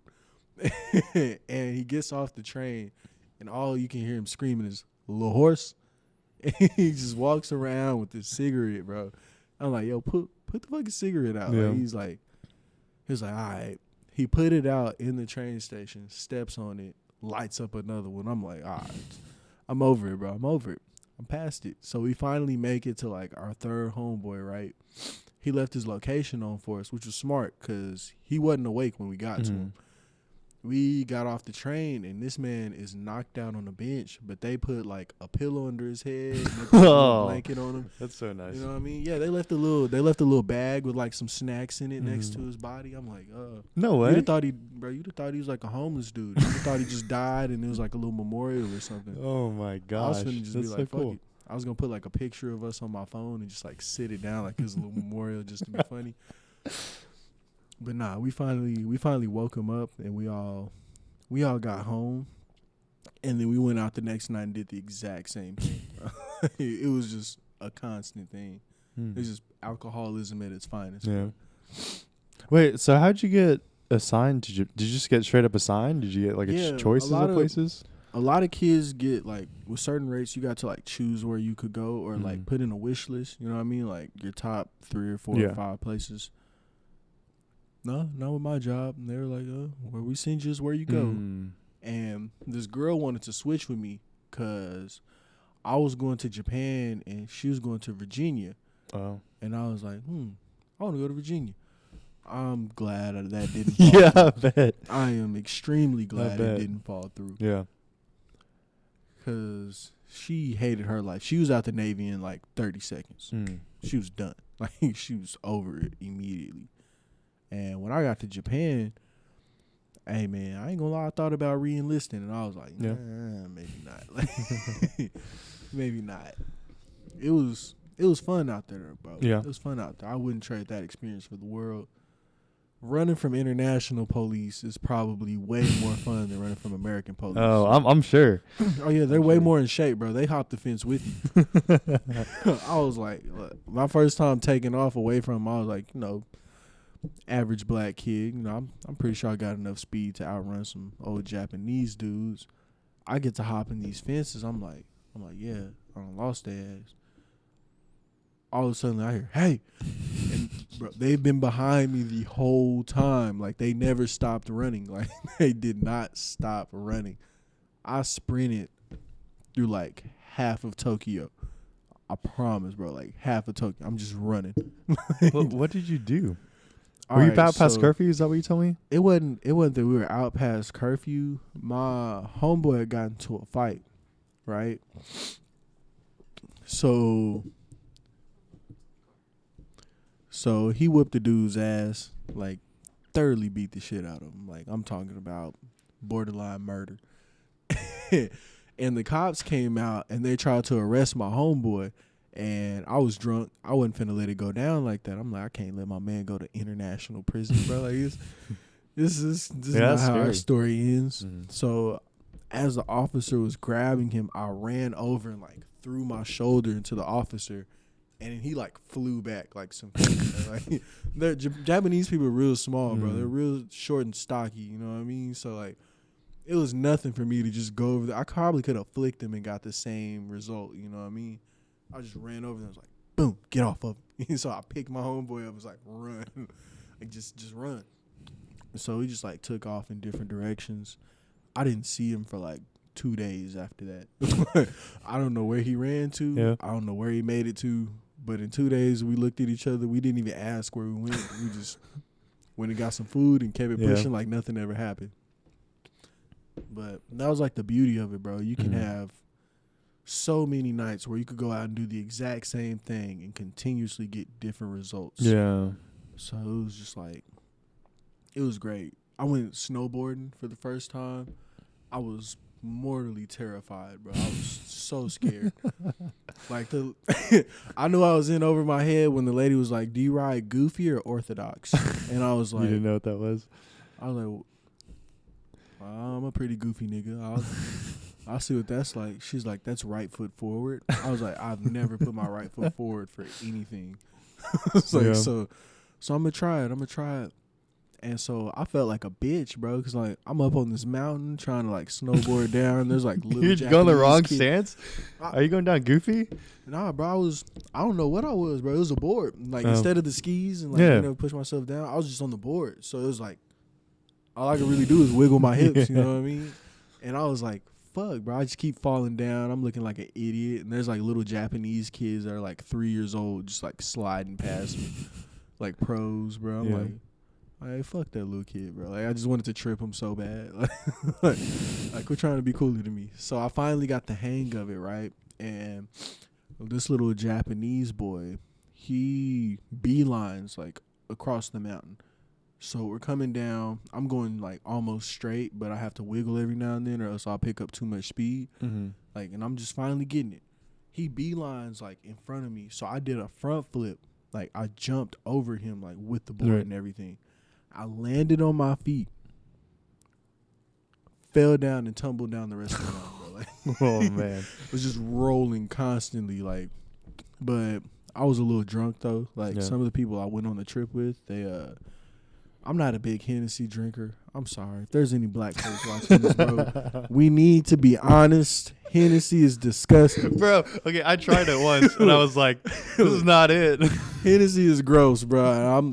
I'm not sorry, bro. Like, we as a people need to come together and disenfranchise Hennessy. Like, I don't know. It's expensive too. Why, yeah, bro. Like, why do we endorse this? Like, this drink is horrible, bro. Jack Daniels is better than Hennessy. Mm-hmm. And I'll say it again. Jack Daniels is better than Hennessy. Southern Comfort is better than Hennessy. Woodford Reserve is better than Hennessy. Yeah, that stuff is good. It's yes, it is amazing. You get drunk off of like a shot, bro. But I had some little Hennessy, you know what I mean? I had my headphones in. So, you know, I was just kind of vibing out, and then boom, I'm just tumbling. That's funny. I'm like, oh, fuck. Yeah. The one time I enjoyed Hennessy, or the only time I enjoy Hennessy is like I have to mix it with vanilla Coke. And so I don't know if I'm drinking the vanilla Coke or the Hennessy, but that's the only way I enjoy it. Crown Vanilla and root beer.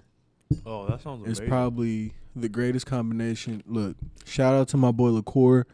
LaCour, we were in his barracks room, and his name is LaCour? Yeah, his name's LaCour. His name's LaCour. Bullshit or not, this is real. We're in his barracks room playing Madden, and he's like, you thirsty? I was like, yeah, I thought he was just finna give me some water or something like that. He goes in, pulls out this brand new bottle of Crown Vanilla. Like, this is when it first came out. Pours it up, and he takes like cream soda. Pours it in there. It's the most amazing thing I've ever had, bro. Like, we got drunk in that room, bro, because I could not taste the alcohol, bro. Like, we almost finished that bottle of Crown. And then we went out and got into a fight. Yeah, I remember someone gave me my first Jack and Coke, and that was a funny story. It was my friend's older brother, so I was like I had to have been like a freshman in high school. Yeah, I would drink. I just wouldn't party, but I would drink.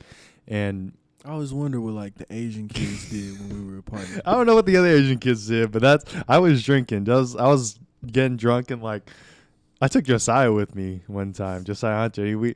I think that was his I think I introduced him to drinking. I'm pretty sure he drank the first time with me. I don't remember though, but Look at you. Out here balling. bro, I called his mom. He called his mom. He's like, can you pretend to be the dad?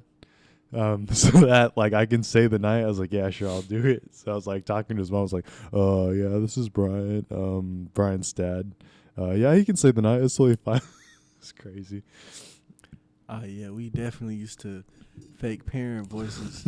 I used to have Blake Ashcraft pretend like he was his own dad all the time, bro, so I would never have to go home. Shoot, we did that so many times, bro. Yeah. Like just with everybody, honestly.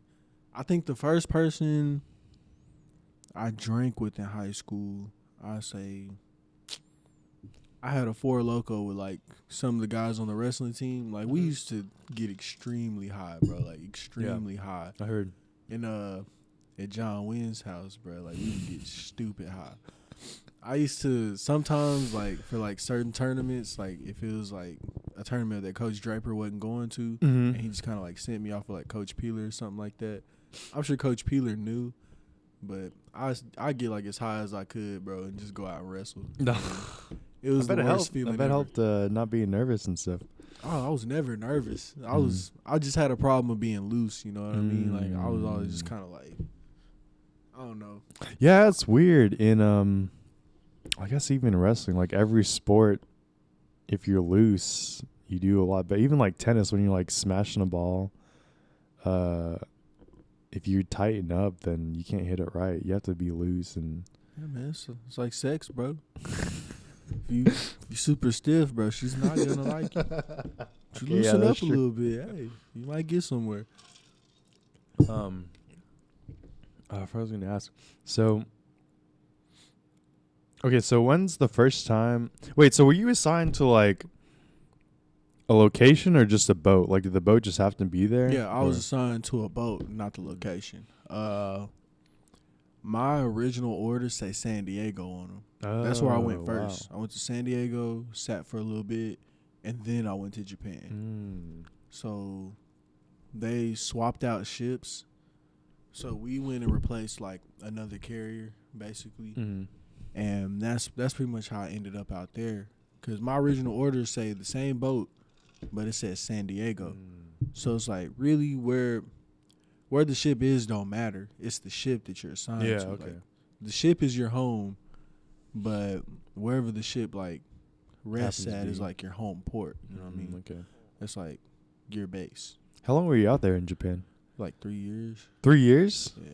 Oh, I thought it was like a couple months or something. Nah, Wow, it was like 3 2.5, years. 3 years, bro. Wow. Out there eating ramen noodles and rice every day, curry, just getting thick. So what was before we go to Japan, what was the longest stretch that you had to stay on a boat for? Like just straight? Ooh, it was like 90-something days. Wow. Like the longest without seeing land. Yeah. Oh yeah, that was like 60 days. It was like 58, 60 days, something like that. We ain't seen nothing. Look, RCO was so fucked up, bro. Like, check this out. We was supposed to pull into the Philippines, right? We get there. That morning, he comes over to 1MC, the intercom, basically, for the boat. And he apologized to everybody and goes, look, we're not pulling in. We're not going. You know what I mean? 70% of the boat is Filipino. So I'm talking about these people called their families. Oh, man. Bro, we're planning whole celebrations and get-togethers to just hang out with the fam, bro. And then he came up and was like, yeah, we're not pulling in today. We're not going at all. Like, we're just not going to go. And so when he leaves and, like, comes back to the boat, he has to be announced. You know what I mean? He's announced as Ronald Reagan because that's the ship he commands. Yeah. Well, as soon as he gave the bad news, all you heard was ding, ding, ding, ding, ding, ding. Ronald Reagan departing He flew to the Philippines. Flew to the Philippines, hung out there for a while. He didn't come back to the boat till like 10 at night. He tried to sneak back onto the boat. Like they didn't have to announce this man coming back. Yeah, because they're landing the plane. Yeah, bro. Like we're watching you land, bro. Like they had it on the TV. Like they had a TV of a little TV in every berthing, bro. And then one of the channels was the flight deck channel, so you could see what planes are leaving and coming and going. Yeah, of course. We watched him come and go. Like we watched him leave and we watched him come back. Like you told us we weren't going. Yeah. You went. Like what type of shit is that? So we were all pretty frustrated with him from that. He never explained himself, bro. He didn't have to. But I mean, it'd have been nice to understand why. Yeah, of course. You told us we can't go and then you went. Like wow. Ooh, we were so ready to jump this man. Like you could just see everybody's demeanor. Even the Filipinos, like a lot of them were like in a higher up position, kind of. You know what I mean? So no work got done that day. Man, I'm sure. And nobody showed up to work. We were just like, you know what? They're depressed. Today is a free day, and I went to work, and like my chief was like, "Why are you here?" I was like, "I work here." He was like, "Oh." He's like, bro, I'm depressed. Go home. He looked at me and was like, "You can go back to Iraq if you want to." I was like, "Shit, you ain't got to tell me twice." So I ran back to my sprinted back. I was on my little laptop and everything, just watching Rick and Morty episodes the whole day. Did you just have Wi-Fi out there? Nah, we ain't had no Wi-Fi. Dang. You had to come out with your own little like hard DVDs drive. And stuff. Yeah, hey, but this fucked up. Look, don't judge me, all right? So I had one hard drive that was dedicated to like movies and stuff like that, right? And I had a whole another hard drive. You know, you get what I'm getting into. Yeah, it's dedicated to porn. I'm gonna just say it. Yeah, just beating my meat out there in the middle of the ocean. I left that hard drive at a hotel in Japan. I left it at a Best Western in Japan. They had a Best Western. Left it plugged into a TV. Sheesh. I feel bad for whoever got that room next. Oh my gosh. Because it was about 2 terabytes worth of porn on there. And That's as you crazy. could imagine, there was a lot of range in that porn. There was a lot of videos that you just wouldn't expect a 20-year-old kid to watch. But yeah, I was watching them. And that's what I had. It was real interesting. It was real interesting. It kind of hurt though, because I planned on selling some of those videos. You know what I mean? Because like we used to exchange movies and stuff like that a lot. So you even exchange porn. Some of the females would even come to you and be like, "Hey, I need some new videos to flick the bean to." Be like, and it's normal, bro, because we're all adults. We're all in the military. We're all depressed. We're all hurt, but we all found like ways to make shit like a little less depressing. And sharing porn was one of those ways, bro. Like, you know, that's funny. That's interesting. Yeah, we used to sit in little groups, and you know how like Apple has AirDrop and stuff like that. We would all have our phones like in a smoke pit and be like 20, 30 people deep, just sending videos back and forth to each other, like just to every phone. Oh my god! Just airdropping shit back and forth. That's funny. Yeah, I was trying to airdrop the homeboy like some this little video that he requested from me. We were on the mess decks, like where everybody eats and stuff like that. So it's like 1,000 people on these mess decks. I couldn't tell which iPhone was his, so I just hit send all. Oh my god! And you just seen like a bunch of heads just like pop up and turn and look for who sent this video. Like, but everybody accepted it though. Is what was the crazy part. Like, no, you could decline it. No, like they all downloaded it. Like, they're like, oh, might as well. They're like, you know, it's here now. So yeah, maybe it was for me. Like, they just all accepted it. That's I was funny. like, wow, y'all are all some dirty whores, bro. So 3 months out there, just Yeah, what are you guys doing? Like almost 3 months, bro. Floating. just all we were going doing. around. Floating and doing drills, bro. Like, yeah, and it was tough, bro. Like, was it even like I'm trying to figure out like why he just decided not to pour it. Like, no, it wasn't that he decided not to. The department I was working in, we actually had like some stuff kind of malfunctioning. You know what I mean? And when the propulsion part of the ship, you know what I mean? Like, we basically made the ship move. Like, we made everything happen on the boat. Like, if we don't start up, nobody else starts up, bro. Like, the ship don't run without us, basically. All aspects. One of the things that we needed to be able to pull into to the Philippines was down. You know what I mean? So we just couldn't go simply because technical difficulties. Oh, okay, I see. Yeah, so that's kind of how that worked out. Everybody was kind of mad at my department, you know. It was like, oh, fucking reactor, bro, fucking nukes, blah, blah, blah. They were mad. We were like, all right, come down here and do our job then. You can't. Yeah. This shit is hard, bro.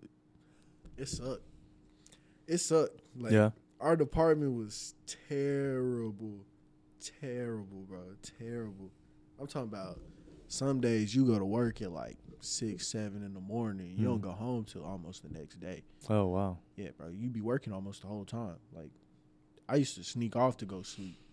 I used to go hide in other people's workshops and throw in a hoodie and just pass out. And then come back to work and just let them question me about where I've been all day. I was like, I was just running around getting shit done.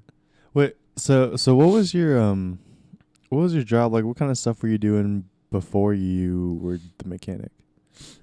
Like, what you mean?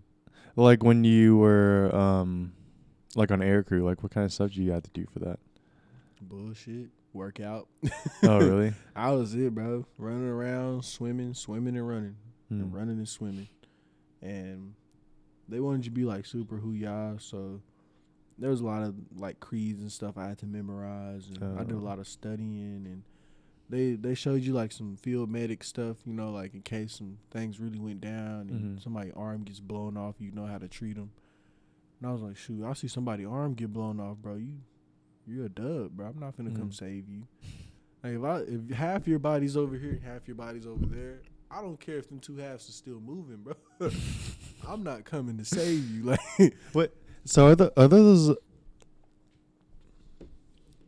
So when they're in action, like, what does that position do? Like, are you out in like a helicopter going out to land or something? Yeah, for the most part, you're not going out to land, bro. If you're in a helicopter, you're over water. Like your main goal is to like save people. You know what I mean? Oh, okay. You're hopping down into the water, pulling bodies out. You know what I mean? I see. But for the most part, they gave most of the rescue shit to the Coast Guard anyway. So it's like, it'd have been boring if I'd really got to do it anyway. Oh, so it's like a rescue job, sort of? Yeah. Oh, okay, I see. Yeah. Some of my friends got assigned to like planes and stuff like that. They look like they're having fun, but I know they're bored. They ain't got a lot of me. Yeah. I know what's going on. But it was decent. When I think about it, you know, I'm kind of like, you know, being a mechanic was probably way more fun. Yeah. I got to do more stuff, and, you know, like, the rules were a little more lenient for us because we were already in, like, the most depressing place you could be, right? Yeah. So it was just like, why put more rules on us? You know what I mean? Like, we kind of flew under the radar, but when we did get in trouble, it was, like, a big deal. Yeah. Yeah. So how or why did you transition that job, the mechanic one? I got in trouble. Yeah. Yeah, that's all it came down to. I got in trouble. Me and some folks had a heated discussion. I'll put it like that. I ain't gonna really say what was said in that meeting, mostly because it pisses me off just to think about it a little sometimes. But they had me fucked up, bro. Yeah. And it just didn't sit right in my soul to sit there and take like the type of abuse that they was giving to me in that room when we was all in there. You know, it's just me. I'm just like a little 18, 19-year-old kid, and these like grown ass men saying some really out of pocket things to me, bro. Like, they really went on a deep personal level to say the type of things they said to me, bro. I was like, and I just told them all straight up in that room before I walked out. So if y'all really got a problem with me, all of y'all can see me outside right now. It's like, right now, y'all can see me in this room. Like, I'm not finna sit here and tolerate this. You know what I mean? I'm not finna sit here and just get continuously disrespected by y'all, and y'all think it's just all right, bro. I'll leave, bro. Like, I'll drop this whole Navy shit before I lose myself. You know what I mean? Like, my mental health is more important to me than y'all's lives are to me. And I just kept it real with him, bro. I was like, let me go. If this is how y'all really feel, let me go. Was That's it what I like did. leadership or was it like It was the other crew leadership, bro. members? Leadership. Okay. Leadership. Yeah. And I was like, yo, if this is how y'all really feel, just let me go. Let me drop. Dang. I'm gonna slide out. And that's what happened. I left. Were they like that with everyone? Just like Or Or like a lot of them? bro. Honestly, sometimes they kind of picked and chose who they fucked with. You know what I yeah. mean? And I was cool with some of like the not so superior supervisors. Yeah, You know what yeah. I mean? Like the people who had like pool and stuff like that. Because when I was leaving, the guy who puts you in your classes and does everything for you, he was like, Hannah, what are you doing?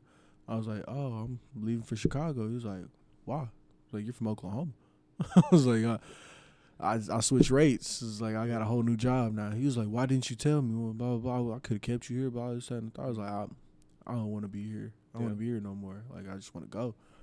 Like I can't be here no more. You know what I mean? Like I was starting to get like real frustrated and things like that. And it was like it's my time to go. Yeah. You know what I mean? So I kind of asked for him to let me go when it came time. But I don't regret it though. I'd do it again if I had to. Really, 'cause fuck those guys. Fuck. The first question they asked me when I got there was, where are you from? I said, Oklahoma. Their first response was, there's black people in Oklahoma. What? I'm like, That's crazy. bitch, are there fish in the ocean? Like, what are you really asking me right now? But, yeah.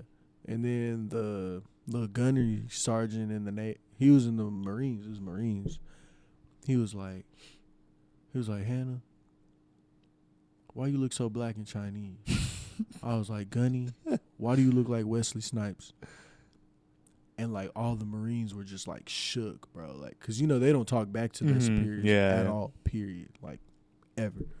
And I just asked like one of the highest enlisted ranks in the Marines, like, why do you look like? Oh Wesley yeah, because Snipes? you guys are all in one boat together. I forget about that. Oh no, they weren't on the boat. This was school, so we were all going through like the same courses together. You know what I mean? They did the same training as us when it came to that, and so they were just like, they looked at me. It was like, Hannah. I was like, yo, shut the fuck up. He asked me the question, not you. And so he kind of cracked a smile, and everybody was just so nervous and so intense. I was like, look, y'all need to loosen up, bro. Like, my personality just doesn't care enough, and everybody else around me cared too much. Yeah. So I kind of felt out of place, like, from the jump, bro. It was just like, this ain't for me. It's like, I really don't care. Like, people I went to school with could tell you, I just don't care. Like, Yeah, I was a little bit like that in my own group. yeah, So. bro. Like, I attempted to care once. Yeah. I didn't like it. Just stopped caring, bro. It's just like, why be so serious about everything? You Yeah. know what I mean? Yeah, that's a Don't good make way no to go sense, about bro. it. Life's too short. We're born to die, bro. Like, why be serious about calling a man Wesley Snipes, bro? Like, why are y'all so scared? Okay, so I do need to ask you. So, do you have any Asian in you? Why you put me on the spot like this, Brian? Dude, All right, so I felt like we had discussed this in high school once. oh, we did, But bro. We did. I told everybody in high school I was Mongolian, right? All right, so let me tell y'all the truth. I'm not Asian at all. Okay. I tell people I'm Asian so they don't feel bad when they ask if I am or not.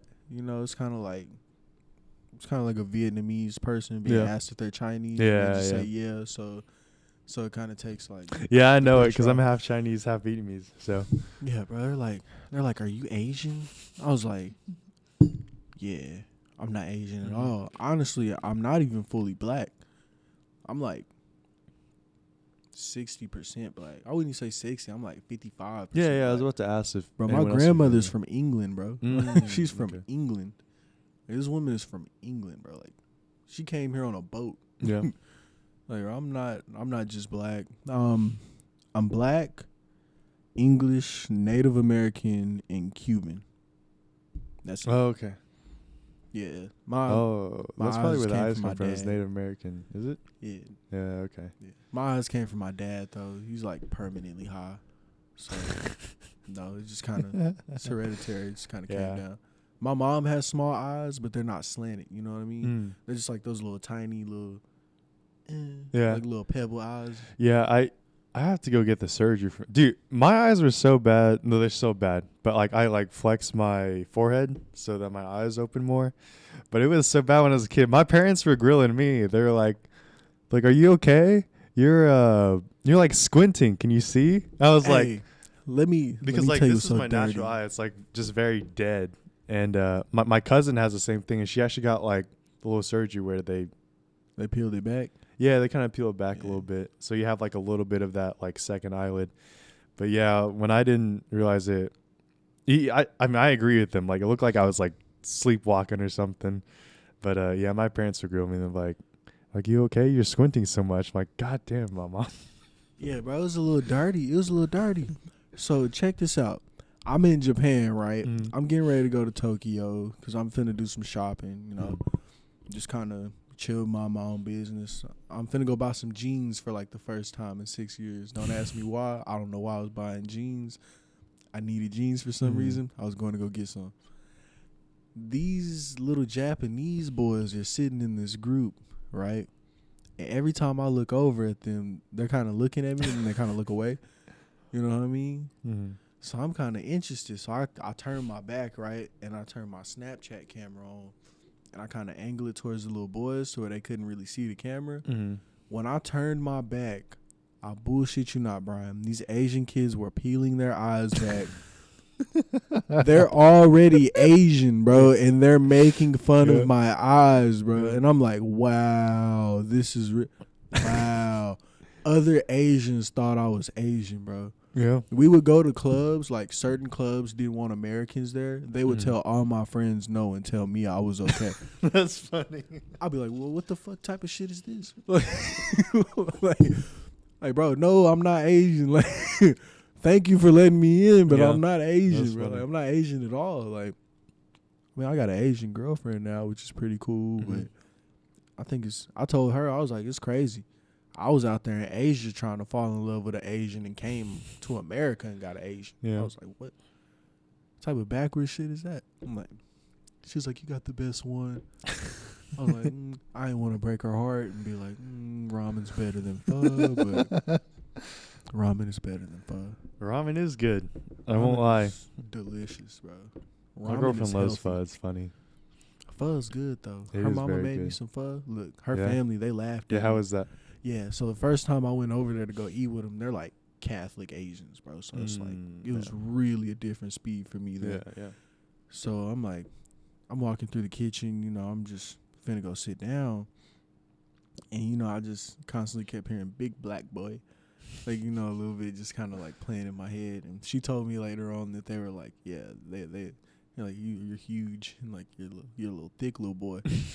I was like, yeah, I could hear it. You know, you can hear big black boy in any language. You don't have to translate for me. I know it.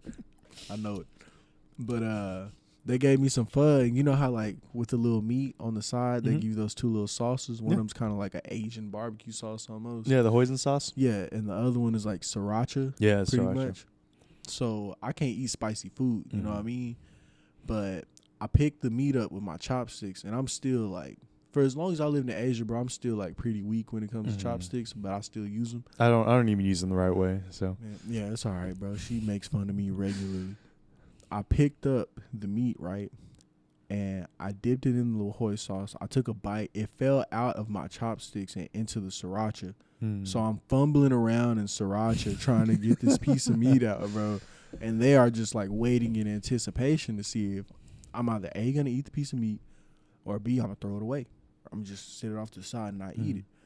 I was like, this meat is pretty good, bro, so I'm not finna waste it. You know what I mean? I ate the meat, and my mouth just started burning, bro. Like, I had no water, bro. I had nothing, bro. I just started suffocating. And I'm just sitting here sweating, and they are laughing so hard, bro. She's like, you need water, baby? You need water, baby? She came over with like 2 bottles of water, and I'm just like down in these bottles of water. And the whole family is just cracking the fuck up, bro. Even the little kid is laughing at me, bro. Like, I was like, yo, I was hurt. My That's feelings was funny. hurt, right? They was just dying. Now, every time they see me, they go. I was like, wow, that's so crazy. Yeah. You like it though? You like pho? Was that your? Yeah. That was my first time having like real authentic pho, like Mm. not from a restaurant. Like I That's good. love family foods. You know Yeah. what I mean? Like I love going to people's houses and eating and like tasting how they really make it. You know what I mean? Instead of like that mainstream Yeah. food stuff. Like even in Japan, I went to a couple like traditional style Japanese homes and ate with like actual Japanese families and had like how they make food. Oh, that's cool. Yeah, bro, it was a great experience. It's a different world over there, huh? Oh, it's a very different world. Their take on spicy is very different from everybody else's take on spicy. Like their spicy could put you in the hospital. Yeah. I did not see that coming at all. Like at all, bro. I took like 3 bites of like some spicy curry and my stomach was like Yeah, a lot of the like the East Asians, like those island areas, like one of my roommates, he's working till like 2. He's from Singapore. Yeah, Singapore. And the dude just eats like habaneros, like just like apples or something like that. It's crazy. Oh yeah, they really. Because we're doing like some there. challenge. He's like, no, this is fine. I'm like, God damn it. But it was bad for me. I remember I did that, and I swallowed it like a pill with like milk, and I still like almost coughed it up as bad. But yeah, I don't know how they do it. Yeah, nah, bro. Singapore was nice. Singapore was lit. So where all have you been? Like, Ooh, is this all like ship related? Yeah. Okay. So, obviously, I was stationed in Japan. Went to Korea, Guam. We stopped in China like one time, but I wasn't there for that. Went to Singapore. I've been to Vietnam, but I went on my own to go to Vietnam. Went to Australia. That was real nice. Australia is probably like the greatest travel destination in the history of life, bro. Like, if I could live in if I had a choice between living in Australia and Japan, I'd probably live in Australia but visit Japan regularly. Oh, okay. So there were a lot of Australians in Japan. There were a lot of Australians in Japan that just kind of like flew there for vacation. Oh, okay. I was like, shoot, I'm trying to fly to where you stay for vacation. It was cool. It was a culture change. They cook fish better than anybody. Oh, yeah, I bet. Yeah, oh yeah. Fish and chips, bro. Delicacy. I'd open up a restaurant, honestly, if I could. If I knew their recipe, I would have a fish restaurant right now. Yeah. Here in America. I'd have a whole chain of just like fast food Australian fish. There's not a lot of fast food fish places that are. It's not, good. bro. It's just There's like Long John Silver's and that's not good anymore. a bunch of Arab gas stations that sell catfish. Yeah. There's I don't know if you've been to. I forgot what it's called. I'll send it to you. It's really good though. I liked it. I enjoyed it. They had like fried catfish and all that stuff. So yeah, when you find it, you gotta tell me about that. yeah, I love. Oh, it's catfish. Off the Hook. It's called Off the Hook. Off the Hook. Oh yeah, I've been there. That place is I've been good. I there. like that place. Oh yeah, it's real good. Do you ever get there? It's like a whole pound of catfish or something like that. You know they do that? Nah, I never had no whole pound of catfish. Oh, I think it's like a special now, but it's like $12. You get fries, coleslaw, and like a whole pound of like fried catfish nuggets. Sound good as hell. It was so good. There's They actually a put place on the east side. like, If you ever feeling like driving through the hood and you just get kind of hungry for some fish, I think it's on Kelly. It's on Kelly. It's called Bob's Fish Market. I think Bob's Fish Market. You go in there, you just kind of order you up some fillets, bro, and you just take it home and fry it. Kind of like with the steak, bro. It's kind of like with the steak. Real good prices on fish, bro. Okay. You can order it cooked. oh, you can just get the raw, straight up all fish that. there? Yeah, bro. You just get the fish, Nice. bro. And you just go and fry it, bake it, anything, bro. It's some of the cleanest, best fish I've ever Oh, had. okay. I'll have to check that out. Bob's Fish Market. Yeah, you gotta try white fish, white tuna, something like that. It's like It's like a cleaner version of a catfish. Bro. Yeah, It whitefish. tastes Yeah. it tastes absolutely amazing. Bro. It's absolutely amazing. Yeah, whitefish is great. Wait, have you been to Bobo's Chicken? I have. Is it good? Yeah, bro. I used to get free meals from there all the time. Dude, okay. I haven't been, and I tried going, and the one time I tried going, there was like 10 cars already waiting for this man, and he didn't show up. Like he used to play football with my stepdad, so every now and then we get like little free combo meals. But the dudes that own it are hilarious. Bro. Yeah, They are I bet. hilarious. Funniest cats ever, bro. And if you go like real late, you know, almost like right before they're closing, you get kind of like the food that was, you know, it's sad for a little moment, you know what I mean? But it's delicious, bro. Yeah. Like, it gets all like the little honey droppings, and like all the extra seasoning that fell off the food that was on top of it is just, it's incredible. Yeah. I tried to get it once, but I went there like right when it was supposed to open. There was like 10 cars waiting, and Look, the dude didn't show up for a while. I'm gonna take you one of these days. All right. Like around like 10:30, 11 o'clock ish, right before like the drunk people from the club start stumbling on over. Yeah, I need to try it. Some. Sounds good. Yeah. That place I'm sure is funny though, because I remember my friend DJ. The dude's like 6'8". He was hilarious to play pick up basketball with. But he was like, even him, he was like, yeah, if you go there, what do you say? He's just like, yeah, if you go there, you just take what they give you. Like, you don't ask for anything extra. Yeah, you don't, bro, because them niggas do not care about your order, bro. Yeah, this huge tall dude, he's like, yeah, I'm not trying to get stabbed there. Like, if they want to give me extra honey butter, like, they just do it. I'll take it. Yeah, bro. If you ask them, you can ask them for some sauce. You know what I mean? Hey, like, can I get some sauce? They be like, oh yeah, for sure.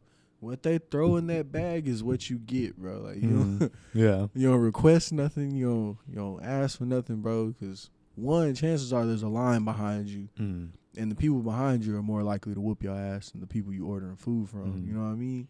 So it's like, if you're gonna ask for something extra, you know what I mean? You better be ready to pull a couple dollars out your pocket and hand it back over to them. Okay, I got you. Like, yeah, like they're real quick about it. They're there to give you your food and leave, bro. Like, sometimes they won't even ask you your order. They just hand you a box. Yeah. Tell you like $7. Like, all right, give them that $7 and go home. Like, Yeah. But Bobo's was when I was growing up on the east side. Bobo's like a delicacy. You know what I mean? Bobo's like, you had to ask your parents for Bobo's, bro. Like, that was a meal that you had to request, especially like, yo, mama, I want some Bobo's tonight. Were you born in Oklahoma, or did you? Oh, okay. I was born in OKC. Well, I was actually born in Edmond at I think it's like an all women's hospital. I think something like that. Yeah, I was one of like the first babies born there. The hospital was brand new. I was born there, but I lived on the east side. It's kind of weird. My mom's a little bougie on the low. She don't like to tell people we stayed in the hood, but she'll tell them quick that we lived in Edmond, but she won't tell them about where we were before we got there. But I don't trip though. I really trip. It was kind of cool going from like I was living in the hood while going to a suburban school. Yeah. So like trying to get into like y'all's morals and values was real hard for me because I was still into doing bad shit. Yeah. I still wanted to do like fun things, and then like Edmond white kids started showing me like pills and bro, that's some crazy stuff. I seen some kids snort some cocaine, and I was like, ooh, this is not for me. Yeah, they're a little. Remember when I won't say his last name, but I think it was like Zach or whatever, when he showed up high on like codeines. Wait, you talking about Zach Hill? Yeah. And it was like 5 people like simultaneously. Just I was like, how is this happening? Like 5 people at once. I had a class with him we had class together, bro. Like that day, this man was like floating through school. Dude, bro. Yeah, he was. I asked him like 2 questions and he didn't answer either one of them like properly, bro. I asked him like, I was like, bro, what are you on? And this man went on a whole 10-minute spiel about macaroni and cheese, bro. I was like, yo, something is wrong here. Bro, I saw him because people were like talking about it, and I saw him, and he was like standing against the wall, and like I think it was her name is Taylor or whatever. She was like freaking out. She's like, bro, like what's going on? What's going on? And she's like trying to like like bump him and stuff, shake him out of it, and he's legit just like staring up. He's like, it's like, oh my god, his face was like red as crap too. I was like, oh my gosh. I could understand why he felt like that, because I'd say like what, junior year was the first time I had ever taken Adderall. Mm-hmm. Oh, that stuff was weird. Yeah, my heart was beating fast. Mike was like, don't worry, bro, your heart's gonna be real fast, bro, but it'll slow down after a while, and you're just gonna kind of be like awake. Yeah, I tried to take it, I think once or twice, like help me study, and I think when you don't have ADD, it like makes you focus on the wrong stuff. Like I couldn't focus to do anything. I went to sleep for like 6 hours, and I woke up and it only been 5 minutes. yeah. It was, I took it the wrong. You're supposed to take it in the morning, but like college time. I took it during class. Mm-hmm. I popped it right in front of. What was his name? Oh man, I was in Coach Thomas's class when I took it. I just threw that mug in my mouth and drank some water. He's like, what did you just eat? I was like, I had a Sour Patch Kid in my pocket. That was a normal excuse. Like for me, anything that came out of my mouth was no longer a surprise after freshman year. It's like whatever. It's David Hanna, bro. Like, yeah. He said he pulled the Sour Patch Kid out of his pocket. He pulled the Sour Patch Kid out of his pocket. We're not gonna question. Yeah. No, I remember first time I met you. We were in like English class. And you brought out. We had Miss Jones class together. Yeah. Huh? Me, you, Sam, and them. Oh, yeah. First day of school was hell, bro, because I put on 2 different types of acts, and I smelled like ass the whole first hour. I almost threw up, bro. I just went home. I was like, fuck, this ain't it. Mm-hmm. It was horrible because Michael O had gave me some acts, right? Michael. And his acts, I didn't like that acts at all, bro. It was a horrible scent for me, so I tried to spray some different acts on. And I didn't know you wasn't supposed to mix acts like that. It's my first time in high school. I didn't know how shit worked yet. And I just smelled horrible. And Sam Jew was like, what is that smell, bro? And he sat like right in front of me. And, it was like him, Travis, and like Kyle. And they all just sat in one straight line, bro. And they were just like, Dave, is that you? Is that you smelling like this? I was like, I'm afraid it is, guys. I got to get up out of here. And I went home, and my grandpa was like, you called home because you stank, huh? I was like, yeah. That was funny. It hurts. It wasn't all bad, though. Yeah. I got Carly Hammond to speak. Oh, yeah. Yeah, that was crazy, bro. When she said her first little couple words to me, I was like, wow. I bet you don't speak this much ever. Like, she said like maybe 3 words. I was like, Carly, when you gonna smile? When you gonna talk? When you gonna say something? Carly was like, I smile and speak all the time. And she did that little, I was like, yeah, she's probably never gonna talk to me again. I was like, she's sick of my shit already, and freshman year just started. That was a cool little class. I don't know why my mama signed me up for AP classes, but it was a different dragon. Yeah. It was definitely high speed, bro. Yeah. That was the first and last time I ever took an AP class. I see. All my classes were AP freshman year. I was like, yeah, I can't do this for all 4 years. Nah, shit, I could barely do regular class for all 4 years. It was hard to focus, bro, because like, school, I had little to no motivation to be at school. Like, I just wanted to show up and play sports and go home. Like, it wasn't that I didn't get what we were talking about and I didn't like understand school. Like, I'm a smart dude, bro. Like, the assignments is easy. Everything is easy. It's just like, it's so boring. Yeah. Like, it's so hard for me to focus. Just sitting there listening to things we've heard over and over and over. It's like they're just going more in depth on the same topics we've been listening to since like elementary school, and it just got repetitive, bro. So it was kind of like, that's what made college hard for me because I mean in high school I never had to like study because it's just busy work. It's just like work. It's common sense. Yeah. And yeah, so coming here, like you have to study, and I'm still not the best at studying, so I'm That's like way alright. overdue, but I'm almost there. We took a lot of tests in the Navy, like even for your job and Yeah. stuff like that. Even to like qualify to be able to do like certain jobs and stuff, you have to study hard. And it was like you miss one little detail, you know, that's the difference between some working and you killing like 5 people. And I'm like, yo, like there was a lot of sleepless nights where I was just trying to stay awake and just trying to figure out how to like operate a piece of machinery.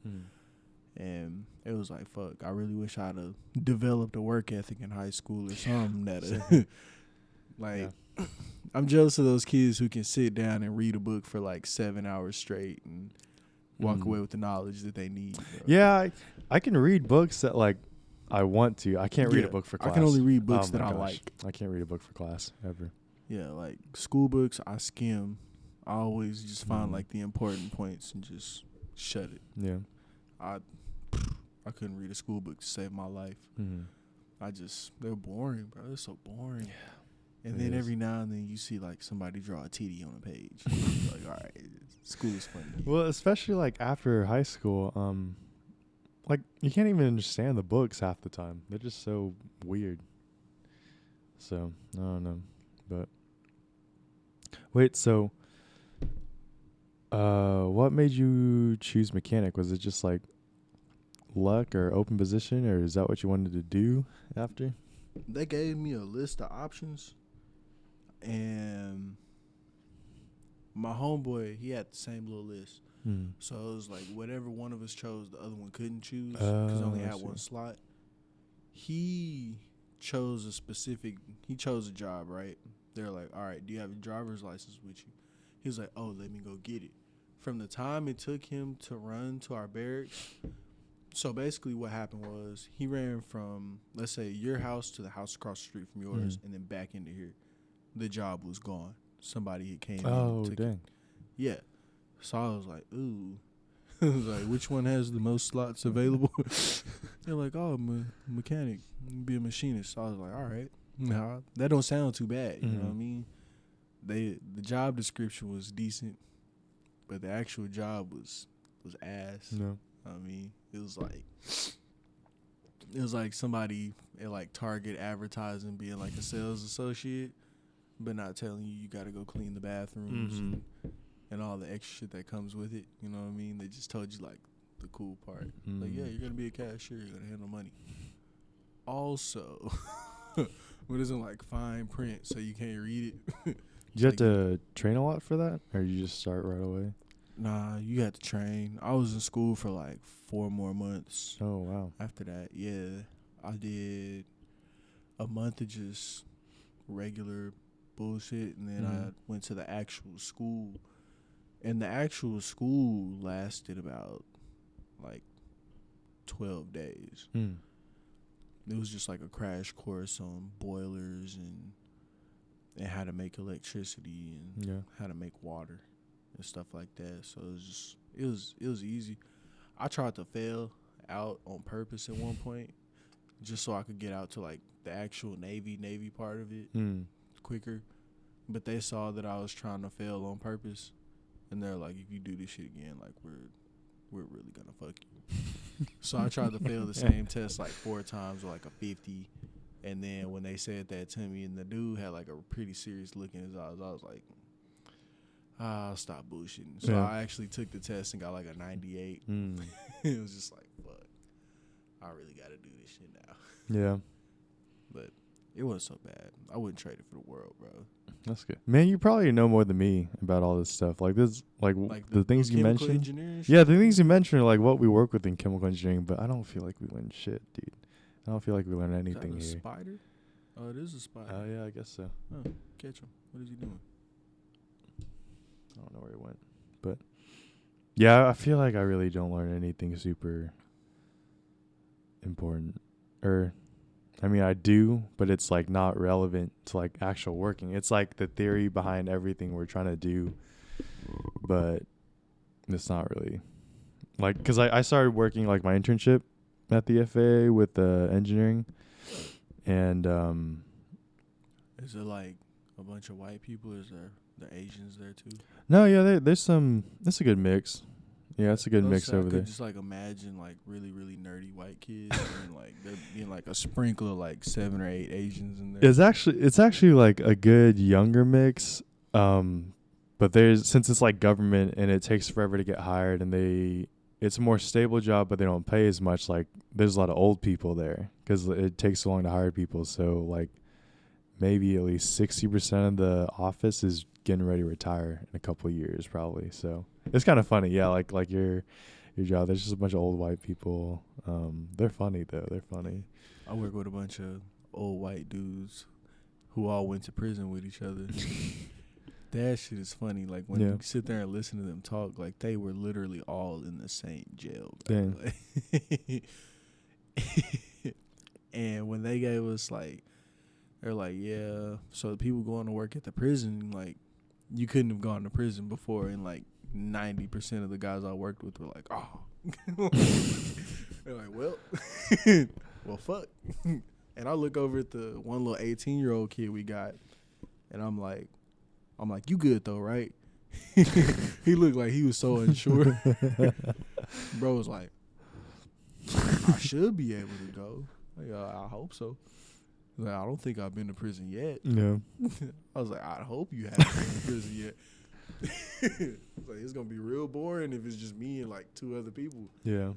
Like, 'cause I still don't know what I'm doing yet. I'll just be acting like I do. I just go in, I hammer some shit, I shoot a couple screws into something, and somebody be like, hey, good job. I'll be like, hey, thanks. I really did nothing at all. Like, Yeah. I just put some screws into something that already had screws in it. I took a screw out, put it right back, make it look like I was doing something. They be like, hey, that looks real good. Oh, thank you. I appreciate it. You just did it right now. Yeah. Wait, so are all the ships, I forgot they were even nuclear ships, like the no fuel, anything like that? No, all of them are nuclear, just like certain ones. The big ones? Yeah, I can't really say too much about that. Oh, yeah, that's right. Yeah, like we got a lot of them. There's a lot of them, but it kind of varies. That's crazy. I totally forgot that they even do that. Yeah. Like in anything. It's so basic though, you know what I mean? Yeah. It's honestly, even with like the nuclear engineering part of it, bro, I was pretty comfortable with that too. Like, yeah. None of it was hard once I actually started like putting my hands on it and messing with it. Are you surprised that we don't have more nuclear energy, like here in the U.S.? I'm not surprised at all, especially after what happened in Japan with that's true. With the nuclear spill that went on over there. I'd actually say that I'm kind of glad we don't have more nuclear energy over here, because it would lead to some pretty tempting things, you know what I mean? Because that's like non-weaponized nuclear energy, right. You know what I mean? But if it were to be weaponized, which, you know, as Americans we can't fight that urge. You know what I mean? Things could get pretty raunchy. I prefer wind energy anyway. Yeah, it's cleaner. So is it just like a straight up reactor on the boat? Yeah, there's a reactor on the boat. Dang. Bro. Like, if it overheats, it just falls through the ship. It'll literally fall through the skin of the ship. Leave a big ass hole and we'll sink. That's crazy. That's legit crazy. So what was the hardest thing you had to do, or like, what was the hardest part of that job, you think? The people. Yeah. Dealing with people. Because for some reason when I'm doing my job, people always want to talk to me. You know what I mean? People that I don't like always want to talk to me. And almost, I don't know, man. Everybody was just like, a lot of folks, I'm not going to say everybody. Yeah. I had some pretty cool people. But a lot of folks were like so up their own ass, you know what I mean? That they just made working around them was just horrible, bro. Like, it's, I try to be enjoyable around the people I'm around, you know what I mean? Because if we all depressed, bro, like, nothing's gonna get done. And if everybody's sad, bro, like, what are we here for? You know what I mean? Yeah. Like you can't get a whole lot done when you're sad. Like, you can, but it's not good. Yeah, of course. And it's not healthy, bro. It's just like, the hardest part was dealing with some of the people. It gets easier after a while, but just like their attitudes and like the way they carry themselves. Oh, like bad attitudes, just like Yeah, bro. And it's like, how were you raised, bro? Like, what went on in your home life, bro? Like, what can I do to help you sometimes, bro? Like, and it just really made me realize that not everybody's built different, bro. Not everybody's built the same. Not everybody's built the same. Yeah. Yeah, I know what you mean, because I tried to, I've been trying, like, this past, like, summer, because, I mean, I failed, like, a lot of classes, and it sucks when you fail in this program, because it's, like the class I need to take, or, like, the class I'm in, if I fail that, I can't take the other classes, because they're prereqs. Oh, yeah, there's April. Oh. Bro. What's on his leg? She got hit by a truck. And it was just like out here in the neighborhood. It was crazy. Truck. Yeah. The back of the wheel, I think. I'm glad she's still alive. Yeah. She's doing good though. She's healing up. The cast smells terrible. The cast smells so bad. But yeah, she's doing good. That's a hell of a way to. Damn. Got hit by a truck. Yeah. I was so surprised. It happened. She's healing really well. It happened maybe only 2 weeks ago. But yeah, it just happened like right in the neighborhood. When he was describing it, the way that it was going so fast, I thought it was like, when you turn into the neighborhood from the main street, but it's just right there where that stop sign was at. So some teenagers in a truck. It's kind of crazy. Yeah. Not a truck. Yeah, she just ran out. Truck out there. She's hyper. She just ran out and just, yeah. But I lost a cat that way. Really? Didn't get hit by a truck. Got ran over by a mini motorcycle. A mini motorcycle, Dang. Bro. I was like, damn. I don't know why people go so fast in the neighborhood. It's just like, bro, it's a neighborhood. Like 30 miles an hour looks a lot faster than it really is, bro. Yeah, that's true. Yeah. That's actually quite a speed, especially when you're running into a cat. On a bike, yeah, that's pretty fast too. There's a lot of mass on the bike too, you know what I mean? So typically the person on the bike is fairly larger than the bike. Yeah. So, it's not just the bike's weight that's slapping into something. It's like the bike's weight and the person, It was kind of shitty.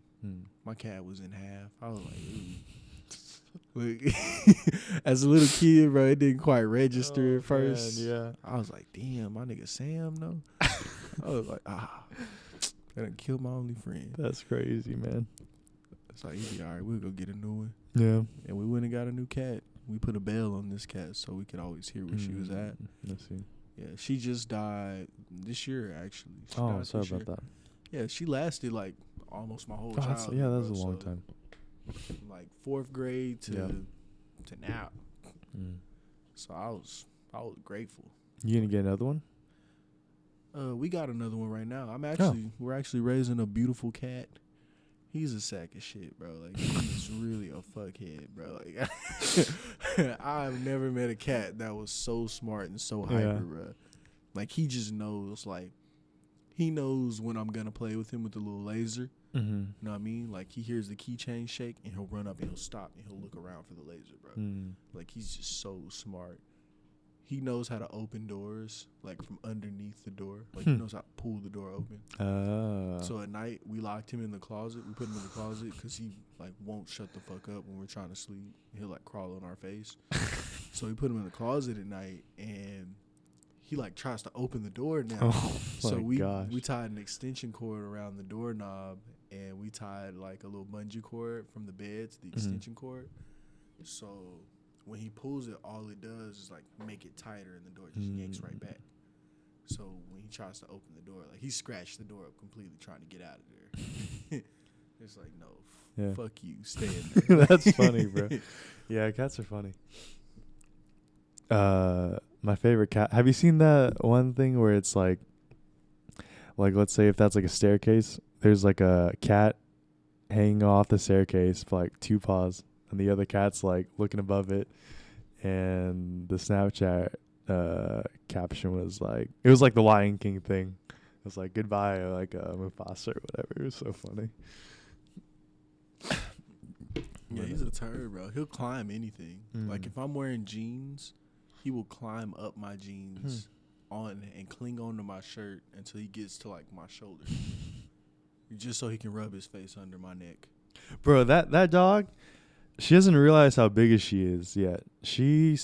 They got her when she's a puppy. She was legit like this big, and now she's like as big as this table. She doesn't. I don't think she realizes it yet because she just jumps on you, huh? Like yeah, she's like less than one. They got her last semester.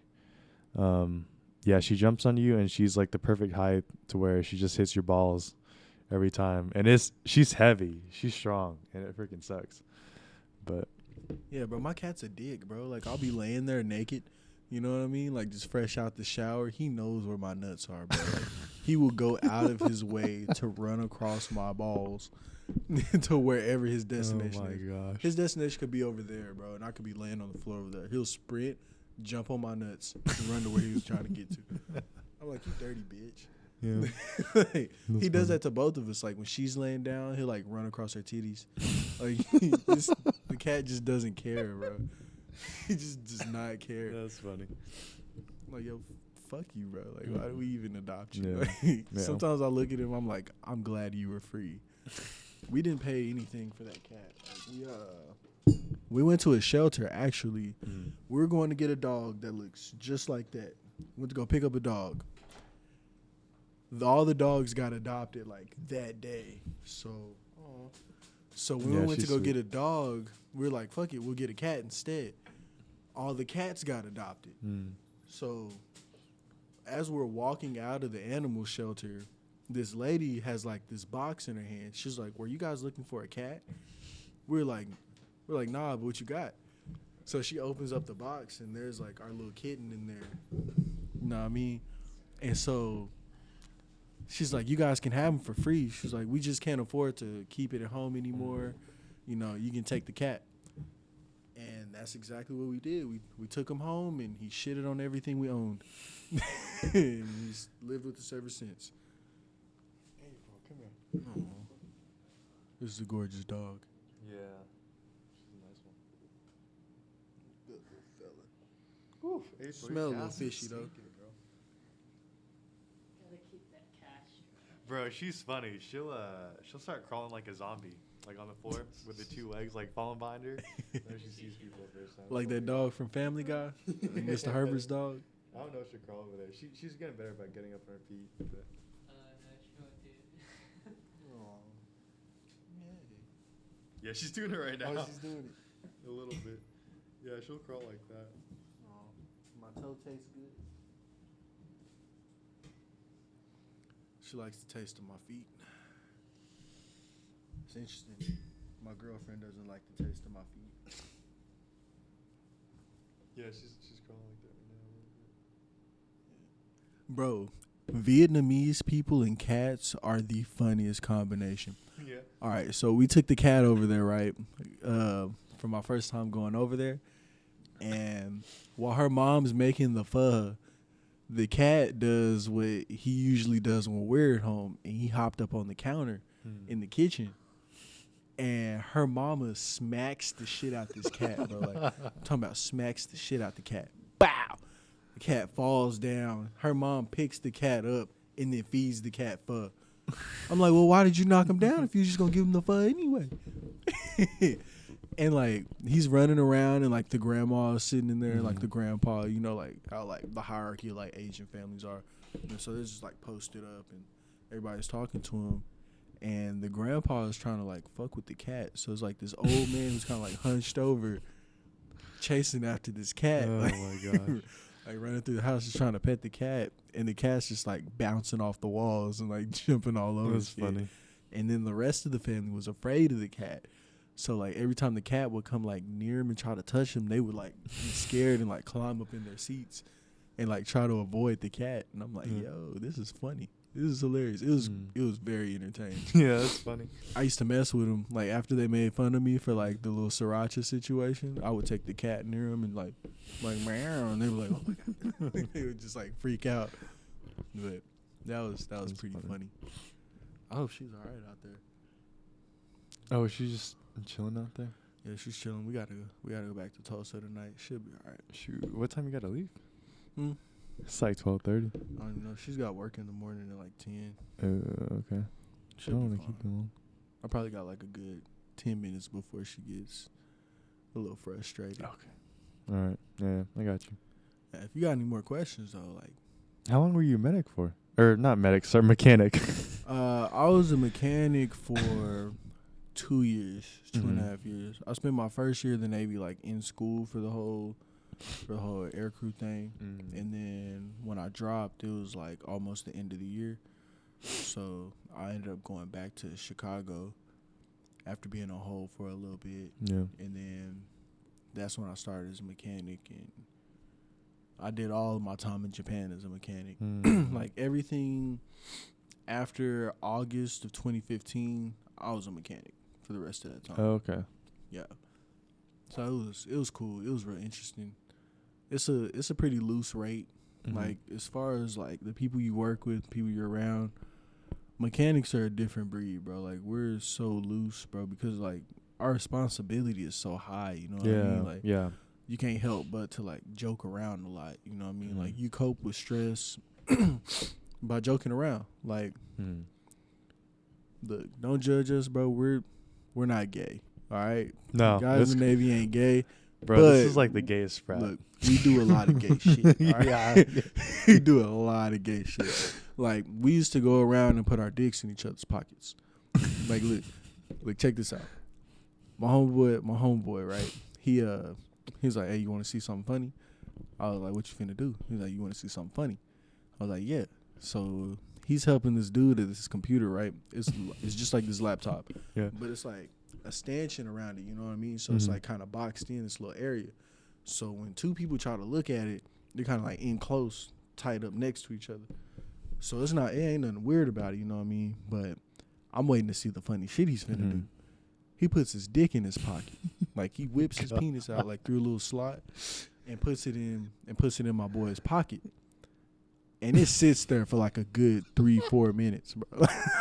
He doesn't even realize what's going on until he told him to write something down. Mhm. And so he reaches in his Yeah, pocket to go for his little notepad, and then boom, his handful of black dick. I'm like, oh my God. Huh? Did you ever put it in a pocket? Oh yeah, I put my dick in a few pockets. I also had a few dicks put in my pocket. And it was just like a lot of people I know are gonna watch this and be like, Dave, what the fuck? Yeah. But I'm be like, look, bro, you never know. That's Never what know. guys, I don't know, guys are just comfortable in their sexuality. Yeah, Like, bro. like Donnie over there, when we party and get drunk, like him and like some other like older member, we legit like just rub each other up. Like if it was a woman, we'd probably be getting It's arrested. probably sexual harassment. Yeah, I can definitely relate. Yeah. Fucking I don't know, bro. I used to tell dudes all the time, be like, oh my God, y'all niggas, nah, bro. Like if you're that afraid of like gay people, bro, I want you to think about this. People only get nervous around things that they see in themselves. You know what I Mm. mean? Mm. Like That if they you don't put a wanna accept. crackhead in a room full of crack, you know what I mean? Mhm. He's gonna sweat. Yeah. He's gonna want to do that crack. You know what I mean? He's gonna get nervous. Mhm. Now, if you put a heterosexual male in a room full of gay guys, he's not gonna sweat. Yeah. But if you put a male who doesn't know whether or not he's gonna have some gay tendencies in a room full of gay guys, you see where I'm going with this? Makes sense. Yeah, it's like, So if you're questioning why I'm doing gay shit, you know what I mean? Maybe you should question why you're not. You know, like, Yeah, makes why sense. are you so afraid of it? Like, Yeah. are you gay? Did something happen? You want to talk about it? Like, you know, we can discuss it. Like, Mhm. I'm a pretty open dude, bro. Like, I'm pretty open to situations. It's like I don't really care. Like, I like the vibe of people. You know? What I Yeah, mean? Like, yeah. I don't really.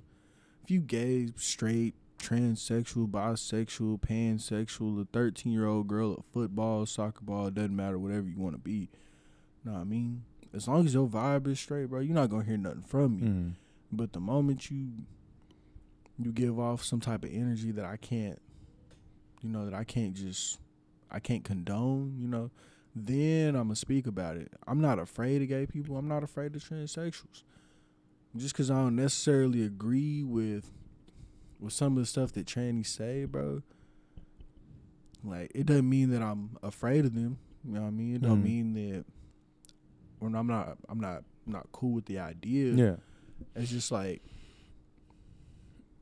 you can't force me accepting you into my life. Okay? Yeah. Like, yeah. you can't force your way into a friendship with me, bro. Like, you can't force me to accept you when you couldn't accept yourself. Mm-hmm. You know what I mean? And I'm not mad at him for doing it, and I'm not mad at all. Like, but if you go that route, you know what I mean, and you still do the same things that you would normally do as if you were still the original gender that you were given, what did you really do it for? You know what I mean?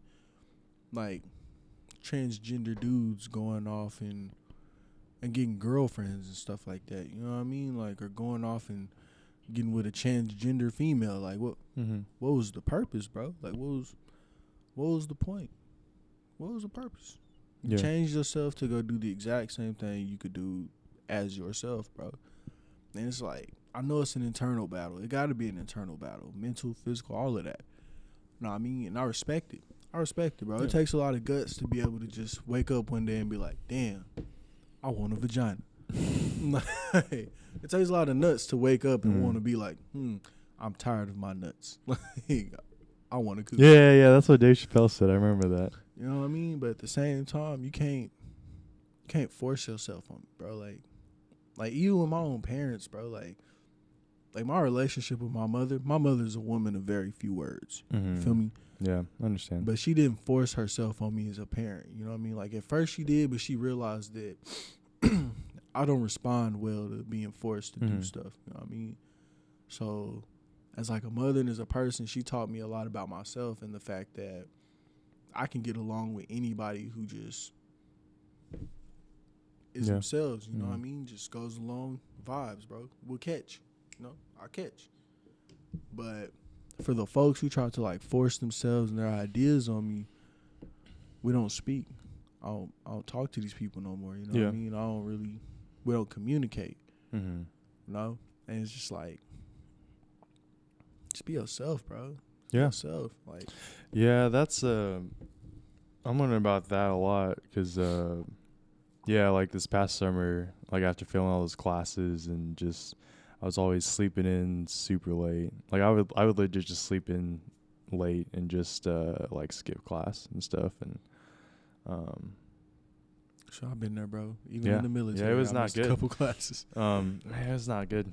But yeah, I was like failing and this summer I was like, and it got to a point where like I was going out to drink like a bunch throughout last semester and I was like, you know, it's I was like making up excuses. I was like, it's just like, it's like it's a good way to unwind, or I just took a test and even if I didn't do good on the test, you know, it's just like just going out to drink too much, like every like Tuesday and then like Thursdays and stuff. And like the past year I was just like not really like alcoholic, but it was like why am I drinking this? Like why am I sitting at this bar? Like I'm wasting a lot of money. Yeah, bro. And I'm not even like I could be just having like one beer at home, like playing video games with my friends, and I'd be much happier.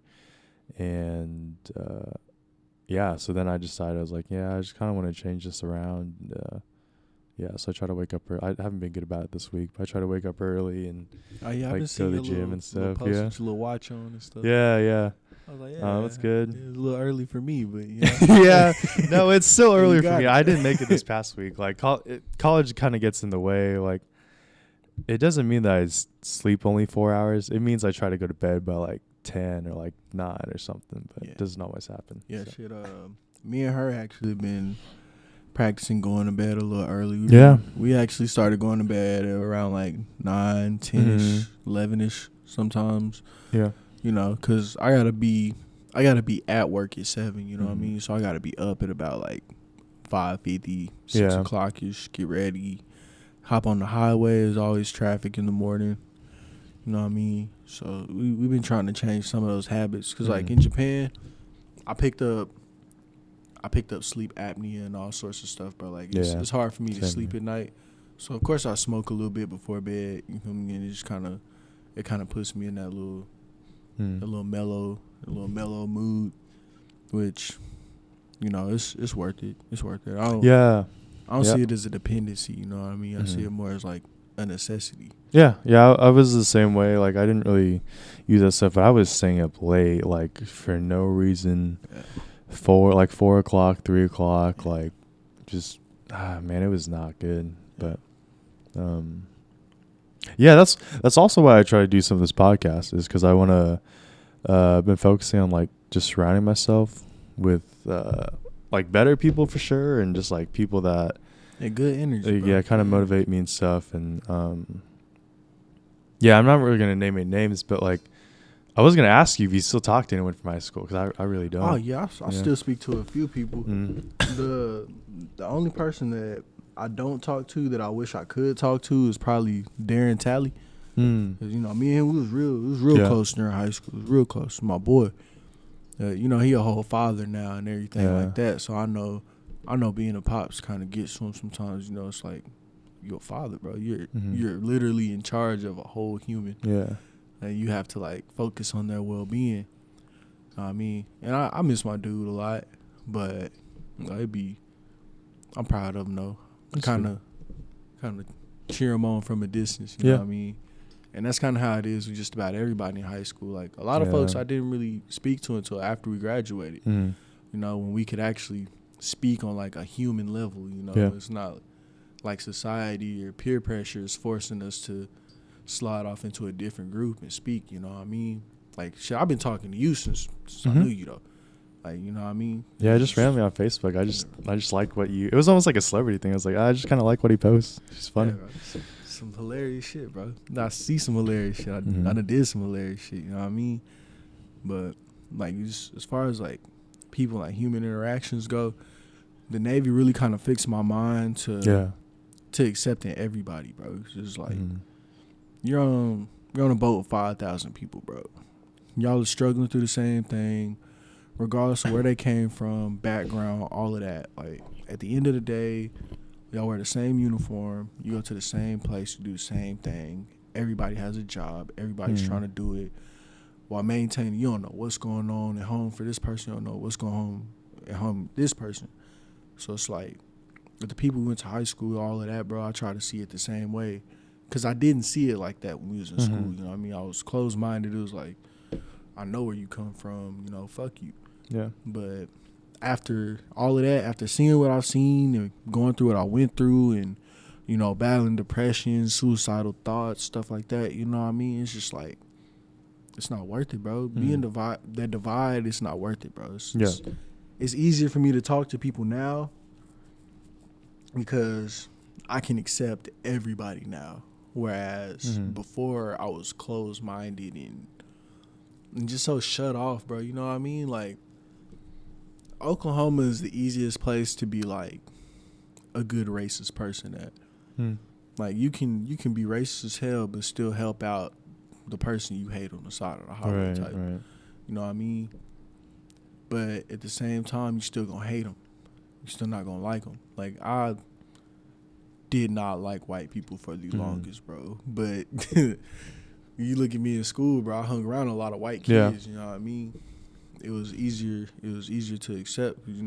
I played sports with these people though, so it's not like, I ain't really hate my teammates. I love them dudes. A couple of them I wish I could shoot in the foot, but like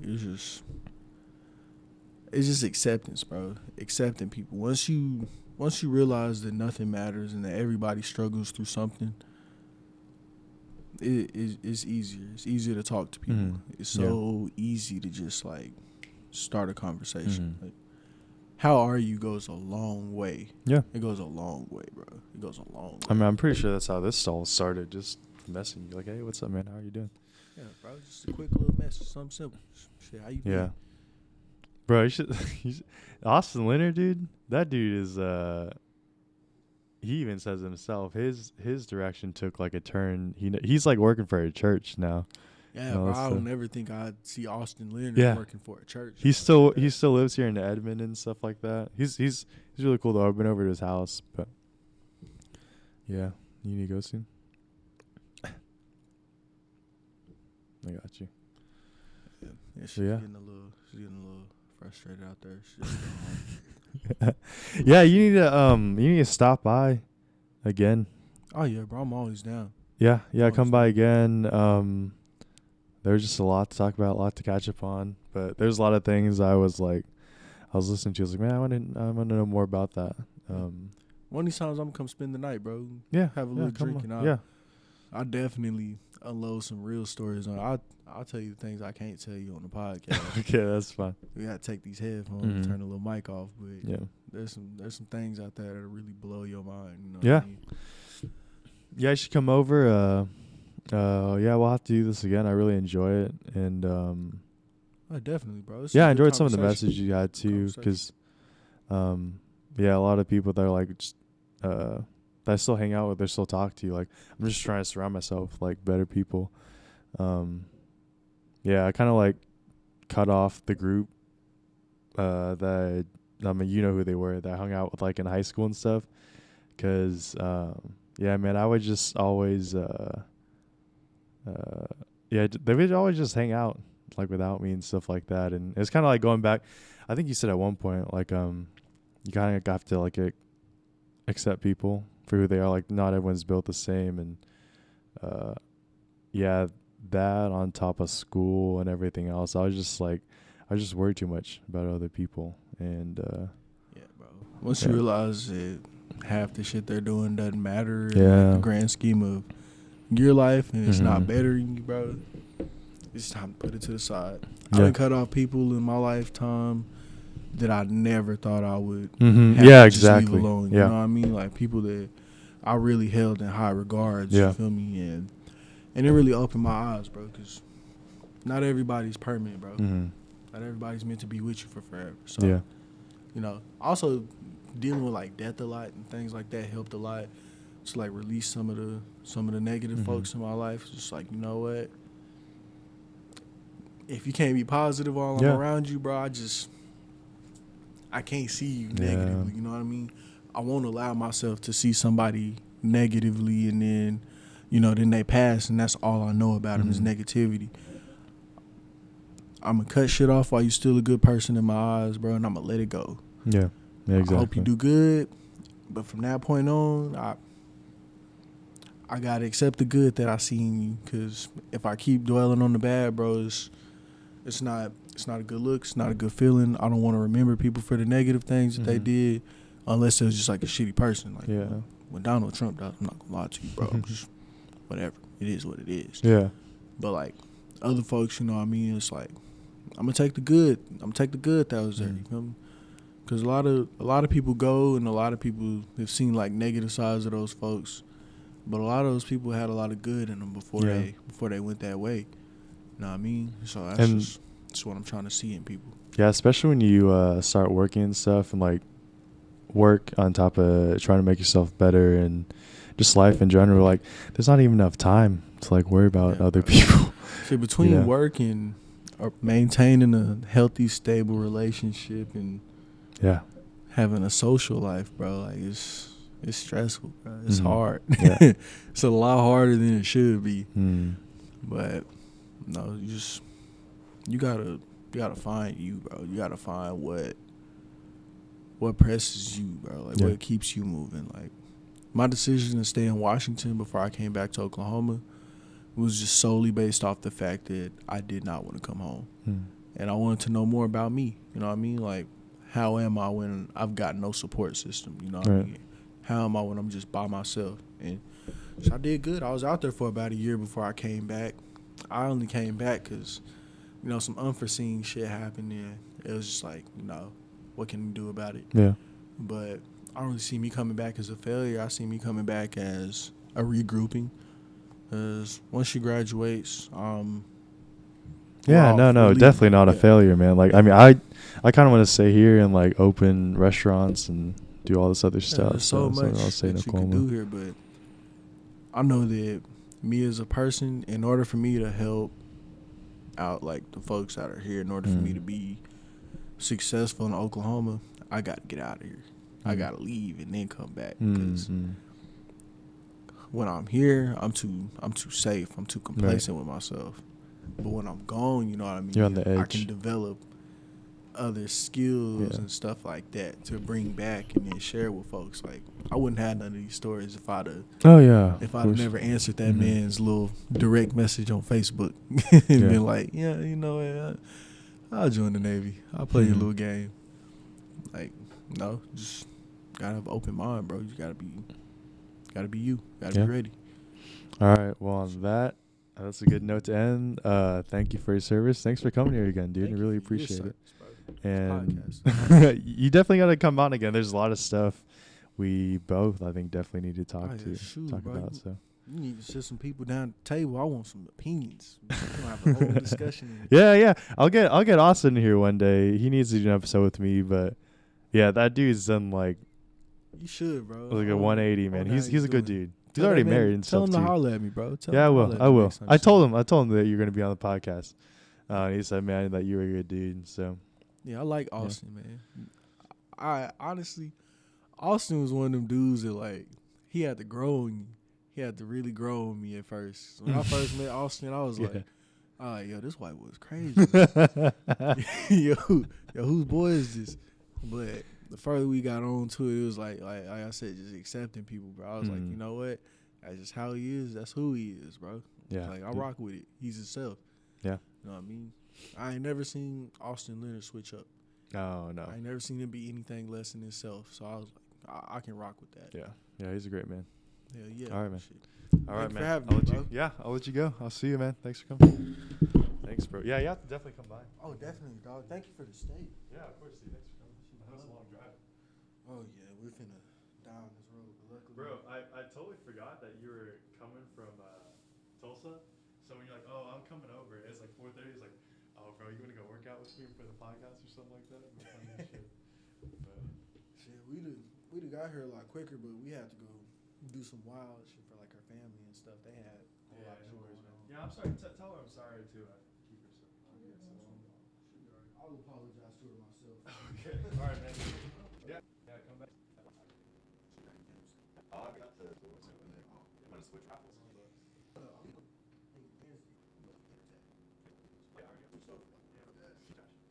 If you say